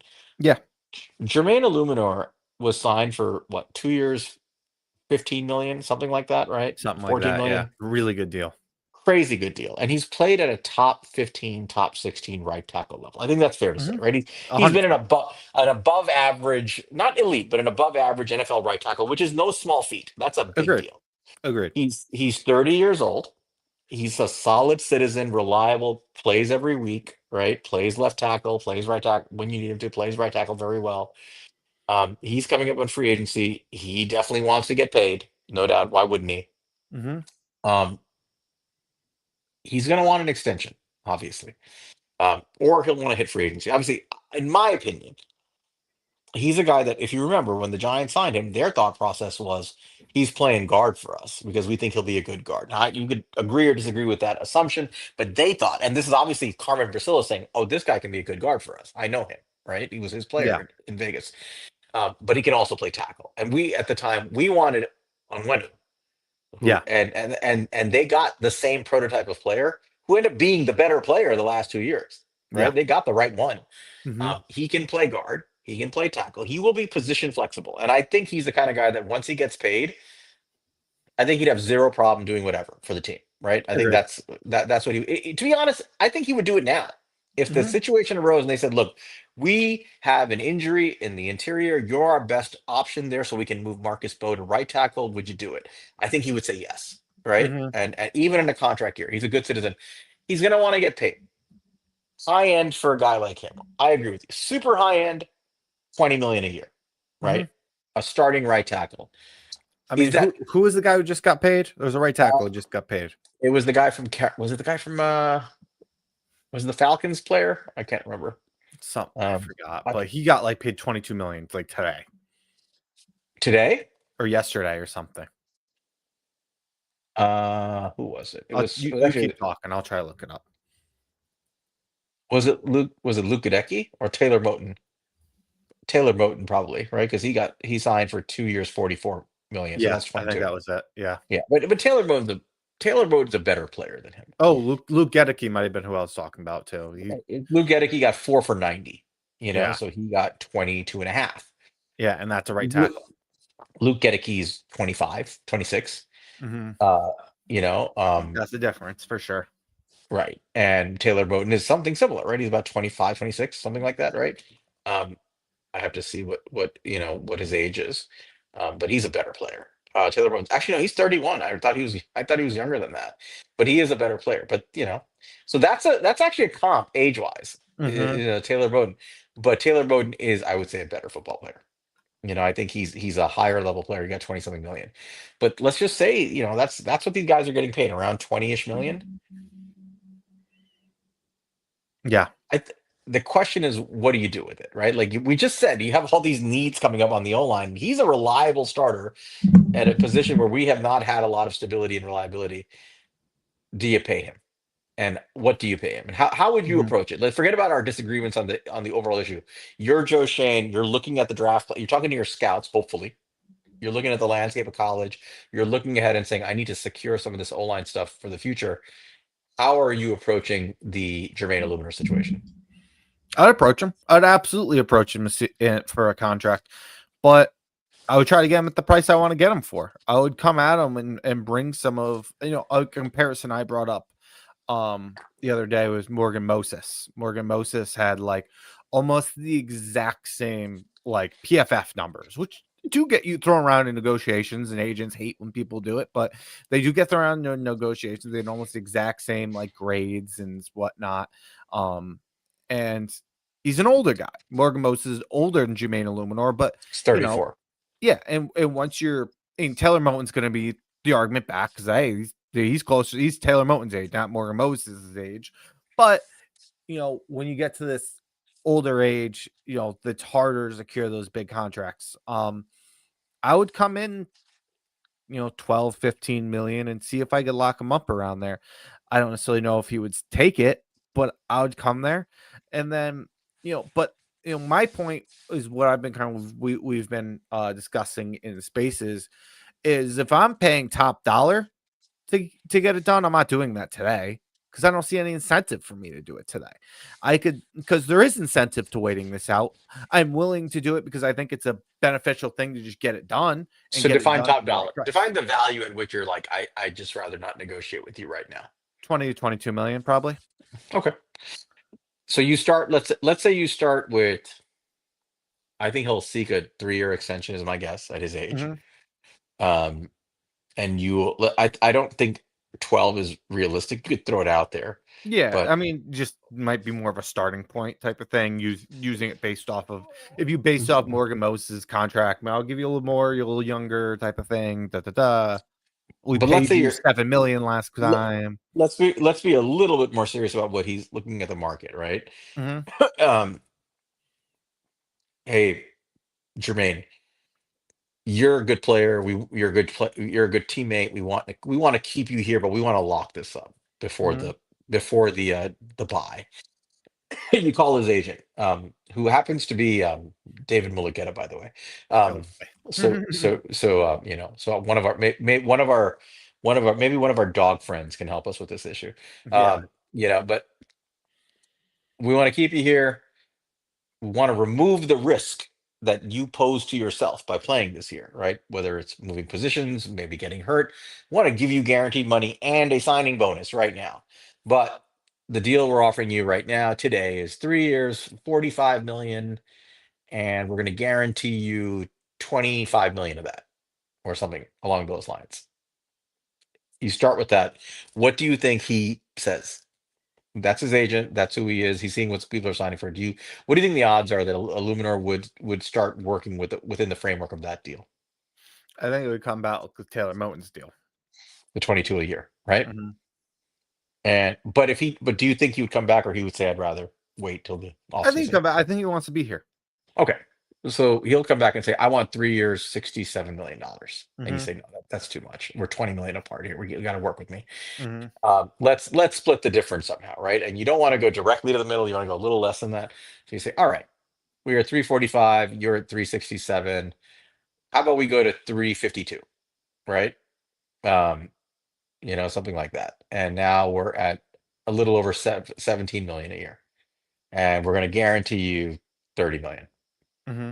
What do you think the odds are he accepts that deal before the season's out? I think it's possible, and I think you know I would certainly prefer to get it done around 15. I would not I would not fault them or be upset with them getting it 17. I would not like to do it a little higher, and we can get into those reasons. Now, like, don't get me wrong, if he has another good year and another team is offering him 20 million and You you might want get to priced get out. yeah, Yeah. but you also have the option of not getting priced out. You just pay him what you did to not let him go. Like if that's what you think, if that's what he's worth, that's what he's worth. I Sometimes think sometimes there's a benefit to letting these guys find out what they're worth. I think I'm inching a little bit closer to your view on this, but I think I want to get there is my point. And I think that Mm-hmm. I firmly believe that when you offer guys in-season extensions in their contract year, especially guys who are like 30, right? Who probably know that they might have one real contract left in their career, right? It's Mm-hmm. unlikely they're going to get another big contract. They could take the approach like, I'm going to bet on myself and I'm going to bet on not getting hurt and take this swing. But he's never had one big contract. He's never had a big contract, right? He's Mm-hmm. always been on small contracts. I'm willing to bet that a guy like him would say, I'm hedging my risk here and I'm taking the guaranteed money, And he right? wants to I'm going to be take it. here. I want to be here. He He's wants from, to be. he grew up in England and then he lived in New Jersey and then he went to Lackawanna College and then off to A&M and he was a fifth round pick. He's had a success story, right? Like really Mm-hmm. a success story in the NFL. Um, The only time he's really succeeded is Curran Barcillo. right. I think what I'm getting at is it's a worthwhile investment. I think he could probably be a decent guard for us. I know he can be a good tackle. He probably could be a good guard. I'm willing to pay that money if he accepts it mid-season. Like if he says 17 and you have a deal, 17 per, give me that 50 million or whatever, and guarantee me $30 million. Give me a nice little signing bonus I can invest. The time value of that money matters too. You get that money now, you invest it now. He starts earning interest on that money now. Um, and you take away the risk of him getting for him. He takes away the injury risk that could hurt his value or a regression risk, or the risk of losing snaps to a hungry young rookie who's chomping at the bit to take his job, right? Mm, Um, I think that's a worthwhile thing to do. And in my opinion, if he's willing to sign that extension, I would give it to him. And I think we're both coming, we'll probably land in that 15 to 17 range is like, let's get this done in season, yeah. lock it in. Now one of your positions is settled, right? Because Marcus Hmm. Bowe is going to play. Yes, Like he's somewhat. going to play. And so he's either going to play at right tackle next year, or maybe he's playing at left tackle. I don't want to talk about that right now. Or he's playing on the interior somewhere, but he's Or playing. Jermaine's So playing in the interior. Either way. right, exactly. And I think you lock it in, and that goes back to the discussion we're having, which is you can solve for one of these problems by paying Jermaine Illuminor now. Sure. And I think the counterpoint, though, is if you feel that confident that Marcus Bowe is going to be a part of this future, and you think Marcus Bowe can and will be starting at tackle, is that money better spent somewhere else? Yeah, this is where it gets to like how much money, right? Yeah, I And agree. like, what do you like? You have to say to yourself mentally, if Marcus Bowe, if you think he's a tackle in the NFL starting, then you have to ask yourself, what's the value of Jermaine Illuminor, the guard, right? Mhm. And what are you willing to pay to secure that? And yeah, I mean, we talk about this all the time. The good guards are now getting paid in excess of 17 to $20 million a year. Is And he an elite guard? No. Is he a good guard? Probably, right? They have to view it that way, though. I think the other thing you kind of look at too is your two birds with one stone with Jermaine Illuminor. And yes, you have to get a backup guard if you're doing this, but it's a lot easier to get a backup swing guard than a good backup swing tackle. And if Jermaine Illuminor can be the guy who can jump out of the guard position, play tackle Play, when a guy play, goes down, play left tackle if somebody's ankle's hurting. You know what I mean? yeah, It's a big issue for this team, and I think there has been discussion something you have to in take seriously. there has been discussion among some Giant fans about trading Andrew Thomas. I'm firmly against that idea for a lot of Not reasons. not at the It's not price worth he's it. going for. He If would some not get the value you think, and if he's good and he can get value, then you're not going to trade him. You're not going to trade a 26-year-old franchise left tackle that easily. if somebody came to you at the first round pick right now, would you do it?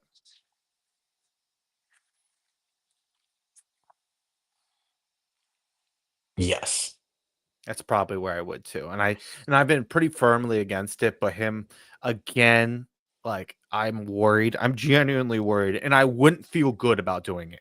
I almost think I'd rather ride this ship into the ground and see where it Yeah, I'm goes. I'm But it is a reluctantly really accept. good class. That's why I'm saying like this is a Yeah. good offensive tackle class, and we'll get to that. But like, if you're telling me if I'm thinking of trading him at all, it means I'm worried about Hmm. the future. And if somebody's saying I'll hedge your concerns by giving you a first right now, it'll probably be a team with a good team, right, Hmm. or a rising team, um, and that need like is Garrett Bull still playing? He is, right? Hmm. Yeah, so this they don't need one.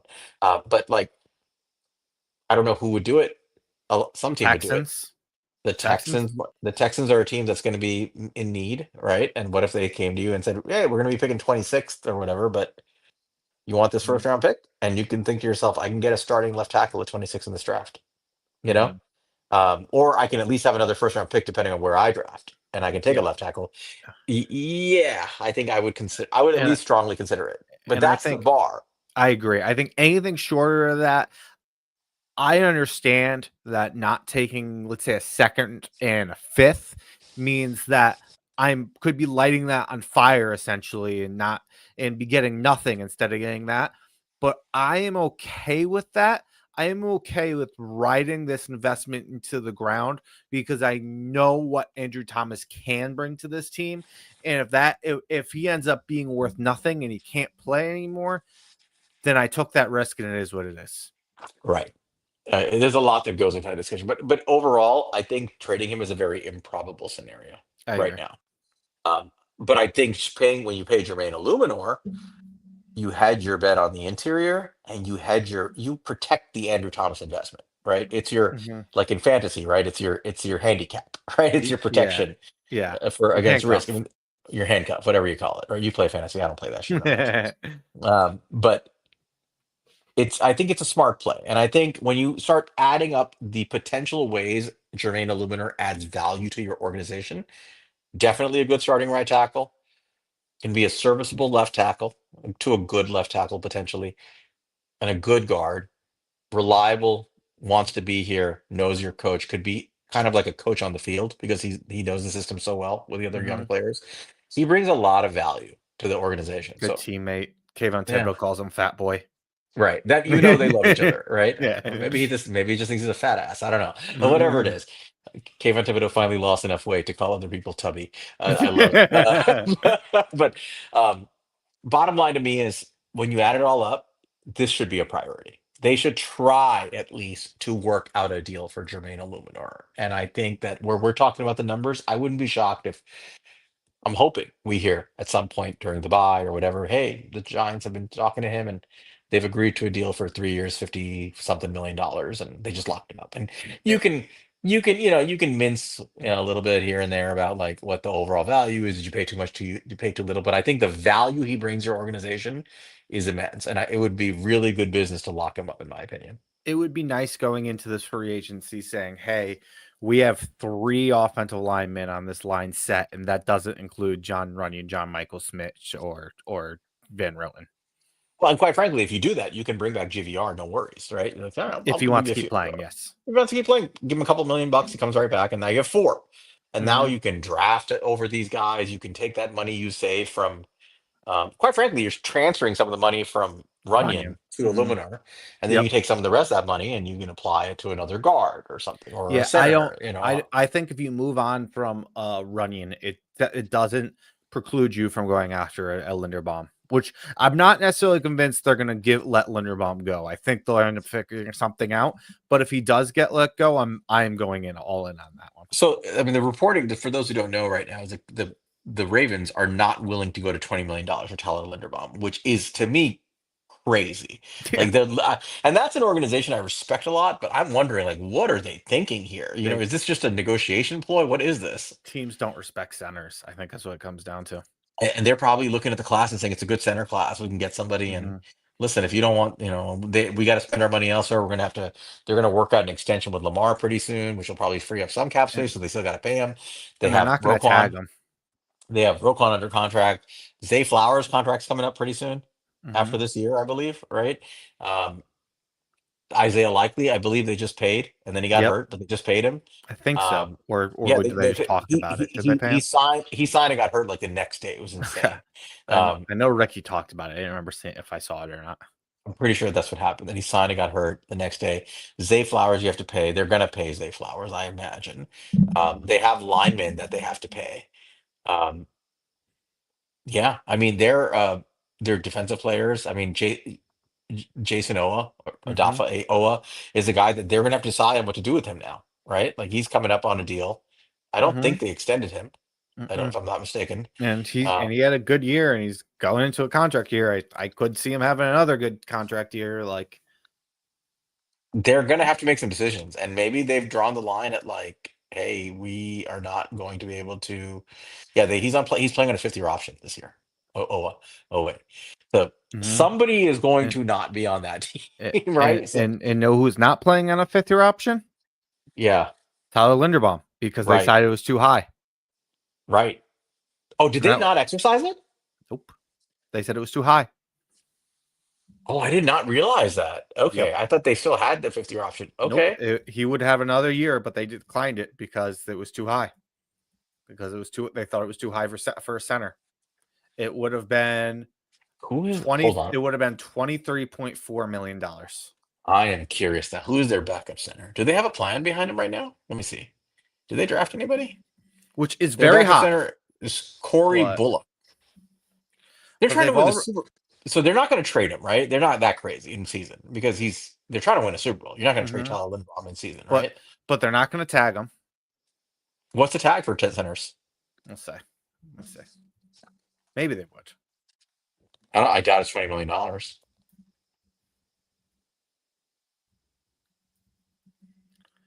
It is going to be It's just O line. So it's 20. It's 20. 27 and a half. Jesus. So it's basically. They're not, that's not happening. So he's not getting. So he is either getting re-signed or he's hitting free agency. And if I'm Tyler Linderbaum, I'm saying, look, pay me what I want, or I'm going to see what the market gives me, and you can either match it or see ya. He's going to be a free agent. And I'd pay him. I would pay him. He's going to say, give me 5 years, 100 and something million. They're going to let him walk and draft Logan Jones. Yep. That's exactly. We should do that. We should line draft Logan Jones, but you know what? I don't trust their development enough. I'll take the proven thing. this is fascinating. Yeah, Linderbaum. They're not going to trade him. They're trying to win a Super Bowl. There's no way you trade like Tyler Linderbaum in season. You just ride it out and you try to work out a deal and try to get him to come to terms. But he knows that he's going to get 20 million on the market. He knows that, right? I mean, who are the highest paid centers right now? Creed Humphreys, I think, is the highest paid. He got paid a couple of years ago. So the highest paid value right now is Creed Humphrey, who's 72 million, and he got paid a couple of years ago at 18. He got 18 million a year. Cam Jurgens just got paid 17 million a year. I'm not sure I would, and Drew Dahlman, who I think is better than him, got 14 million a year, just now from the Bears. So Tyler Linderbaum is basically not quite as good as Creed Humphrey, but he's right up there with Creed Humphrey, right? Wouldn't you just say that? Yeah. He's right there, like neck and neck with Creed Humphrey. It's him, Creed Humphrey, and I guess who's your next best center? And is it Ryan Kelly? Maybe at least it was. I don't know at this point. I mean, it would have been Frank Ragnow, but he's Ragnow he's was the retired. guy. He was retired. Maybe Dahlman is the next best center. It's it's like that. But I'm trying to think. Is there anybody else? No. I 20 might be pushing it. That's about as far as he could probably go. But I think he'll get it. Yeah, and I mean, hey, if you're going to overpay sometimes in free agency, but hey, compare that to guard and tackle money. I feel great about that. So if you pay Tyler Linderbaum 20, and you've already signed Jermaine Illuminor to, let's say, 17, you have Andrew Thomas under contract. You have Marcus Bow. You have to basically slide Illuminor over to the guard. You have Bow. You have to play Bow at right tackle then. And then you basically have to draft somebody for the left guard spot. Or the right Another guard cheap spot. guy. Right. Or you sign a cheap guy. I mean, would you do that? Would you just pay both of them? Yeah. Or would you? Yeah. I mean, let's just or that's what I'm saying. Like, are you eyeing this as Joe Shane saying, Tyler Linderbaum is going to be out there. I don't want to pay Jermaine Illuminor. Right? How do you think he's approaching this? I would still pay I don't think Illuminor. it precludes you. I don't think it precludes you. Yeah. Yeah. You know what I think it means? I think it means that you're kicking John Runyon to the curb and you're freeing up money any way you can. For the record, and I just PFF grades take for what it is. Creed Humphrey, 92.8 PFF grade. Frank Ragnow, 85.3. Tyler Linderbaum, 78.1. So big drop off there, but still top three. Then hey, West Virginia boy, Zach Frazier, 76.8 as a rookie. Zach Frazier, that's who I was thinking of. Okay. But he's not due for a while. He was a rookie. He was a rookie. He'll be the next big paid one whenever his time comes. Yeah, dude. I mean, Tyler Linderbaum might be a giant. I mean, you're looking at this and you're like, who needs a center? Who's going to pay a center? It's possible, right? Especially if John Macklemore doesn't pick up his pace. Anyway, interesting discussion. So we are now pushing our normal time frame. Yeah. We're 1 hour and 53 minutes. Thank you for those who have been here. Not a lot of guys, but we appreciate those of you who are here. We have noticed that during these episodes in season, especially some of the trench stuff, people tend not to come. They like to come for the other shit. But this is what we do. We got to grind through some of these players. So that's interior O-line. That's an interior O-line discussion, both before and after we read the prospects. Bottom line is there's some good centers in the class. There's not a lot of good guards. There's going to have to be a lot of changes between now and when the draft comes. And the whole season has to present better options. Otherwise, it's weak. And I do think the Giants are going to have to pay some money to address their interior O-line. I think that's where we both land. Games coming up. Quick predictions. Giants. We're game week. Giants beat Washington 17-14. I will be at this game, and I have told people that I might be a problem if the Giants win this game. And I've hedged my bet for any type of jail time by by getting nicer seats. So I think it's unlikely that I'm going to be arrested. And I'm usually not a rowdy person in public, so it's not like that. But Yeah, until um, Chris Peace gets you drunk. yeah. Well, I mean, I don't. I mean, it depends. If I go by train, there might be a problem. If I know I have, so I'm taking up a buddy of mine is going, and he's probably driving. So there is that possibility that I have no concerns at all going to this game. Anyway, um, I think the Giants are going to put up points. I don't love this Washington defense. I think there's a lot of question marks in this defense, especially in the secondary. They've added bodies. I mean, they added Trey Amos, who apparently is pretty decent for them. Obviously, Mikey Sanders still is really good, and they brought in Marshawn Lattimore last year, who, quite frankly, whether it was injury or not, he's getting up there in age and he's looking slower. I don't love this their pass rush. I think, yeah, I mean, you have Von Miller and Dorrance Mhm. Armstrong, and they have Deron Payne and Johnny Newton on the inside. We'll see. That's still okay. Um, Overall, I think this is a defense the Giants can take advantage of, both in the run game and in the pass, specifically Russell Wilson and the deep ball. I think with the Giants' speed on the outside between Malik Neighbors, Darius Slayton, and maybe Jalen Hyatt, right, depending on how they use him. This is a team that Amos and Lattimore are not fast, Mhm. and I think the Giants receivers can run right past them. So I think we're going to see two big Russell Wilson moonball explosive plays, possibly both for touchdowns, definitely one for touchdowns. That's what I'm saying. And I think the Giants are going to stun everybody. They're like 6-point underdogs. I'm going to say the Giants win this game. I think they're going to put up points here, man, and they're going to shock people. I'm going to say Giants 26, Commanders 20. All right. There it is. Yeah, man. It should be an interesting one. Uh, I think Andrew Thomas is gonna play. I heard that Andrew Thomas is playing. They told me to take it with a grain of salt, but that's what I was hearing. So we'll see. All right. So that's the Giants stuff. That's interior line. Last bit. We have to go through this before we close this out and we get to 2 hours. College football this weekend. Any games that you're looking at? That I forgot to look. Why don't you lead us off here? well, shit, I don't know. I gotta look. I thought you were doing this for. See, I thought you had it. I was Uh, trying to lead you into it. No, I'll look at it real quick. I have it. I have it up now. Oh, and you can gloat, by the way. Monty was right. Oh, LSU won that game. we didn't end up getting a bet down, but I did win. So Bragging rights. bragging rights. My LSU's national championship hopes are still alive, as are Clemson's, but LSU's are more alive. So there we go. Let's see. I don't. This is an ugly looking schedule. Yeah, Jesus. let's see. I'm looking. Starting Friday, not much to look at. James Madison, Louisville, Western Illinois, Northwestern, Northern Illinois, Maryland, Eastern Washington, Boise State. Not much to look at there. I'm trying to see if there's any good, Well, there's one. Yeah, go ahead. Illinois Duke is are two pretty decent teams. What do you got?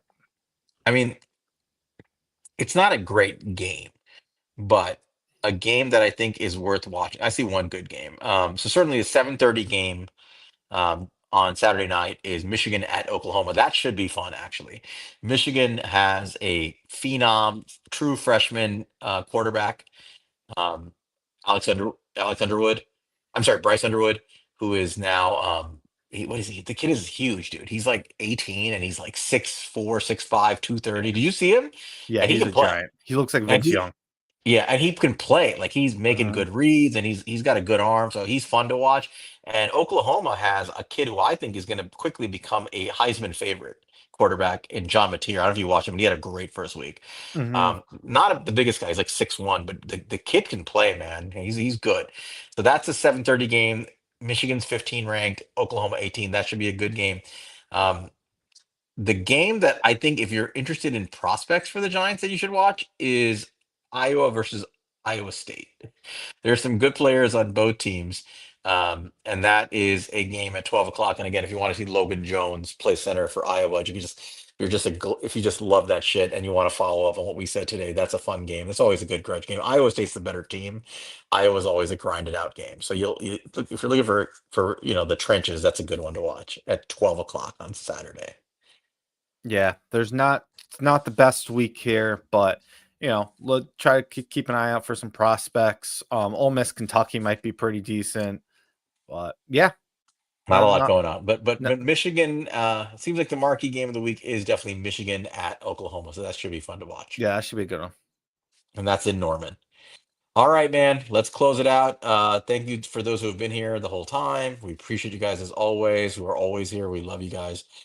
Follow us at He's a Giant Pod. Follow me at Queens_guy. Follow Monty at MONTECRI5TO. If you haven't done it already, please like the episode, share the episode, and subscribe. We're at 930 or so subscribers. We want to get to 1,000 this year. Um, Next week, we will come back with another episode of prospect reviews, and I don't know how many we're going to. I don't know exactly who we're going to have, but we could go to the defensive side of the ball. I personally am going to vote for D line because that was the other episode. That was the other group that people wanted. I think interior D line would be fun. What do you think?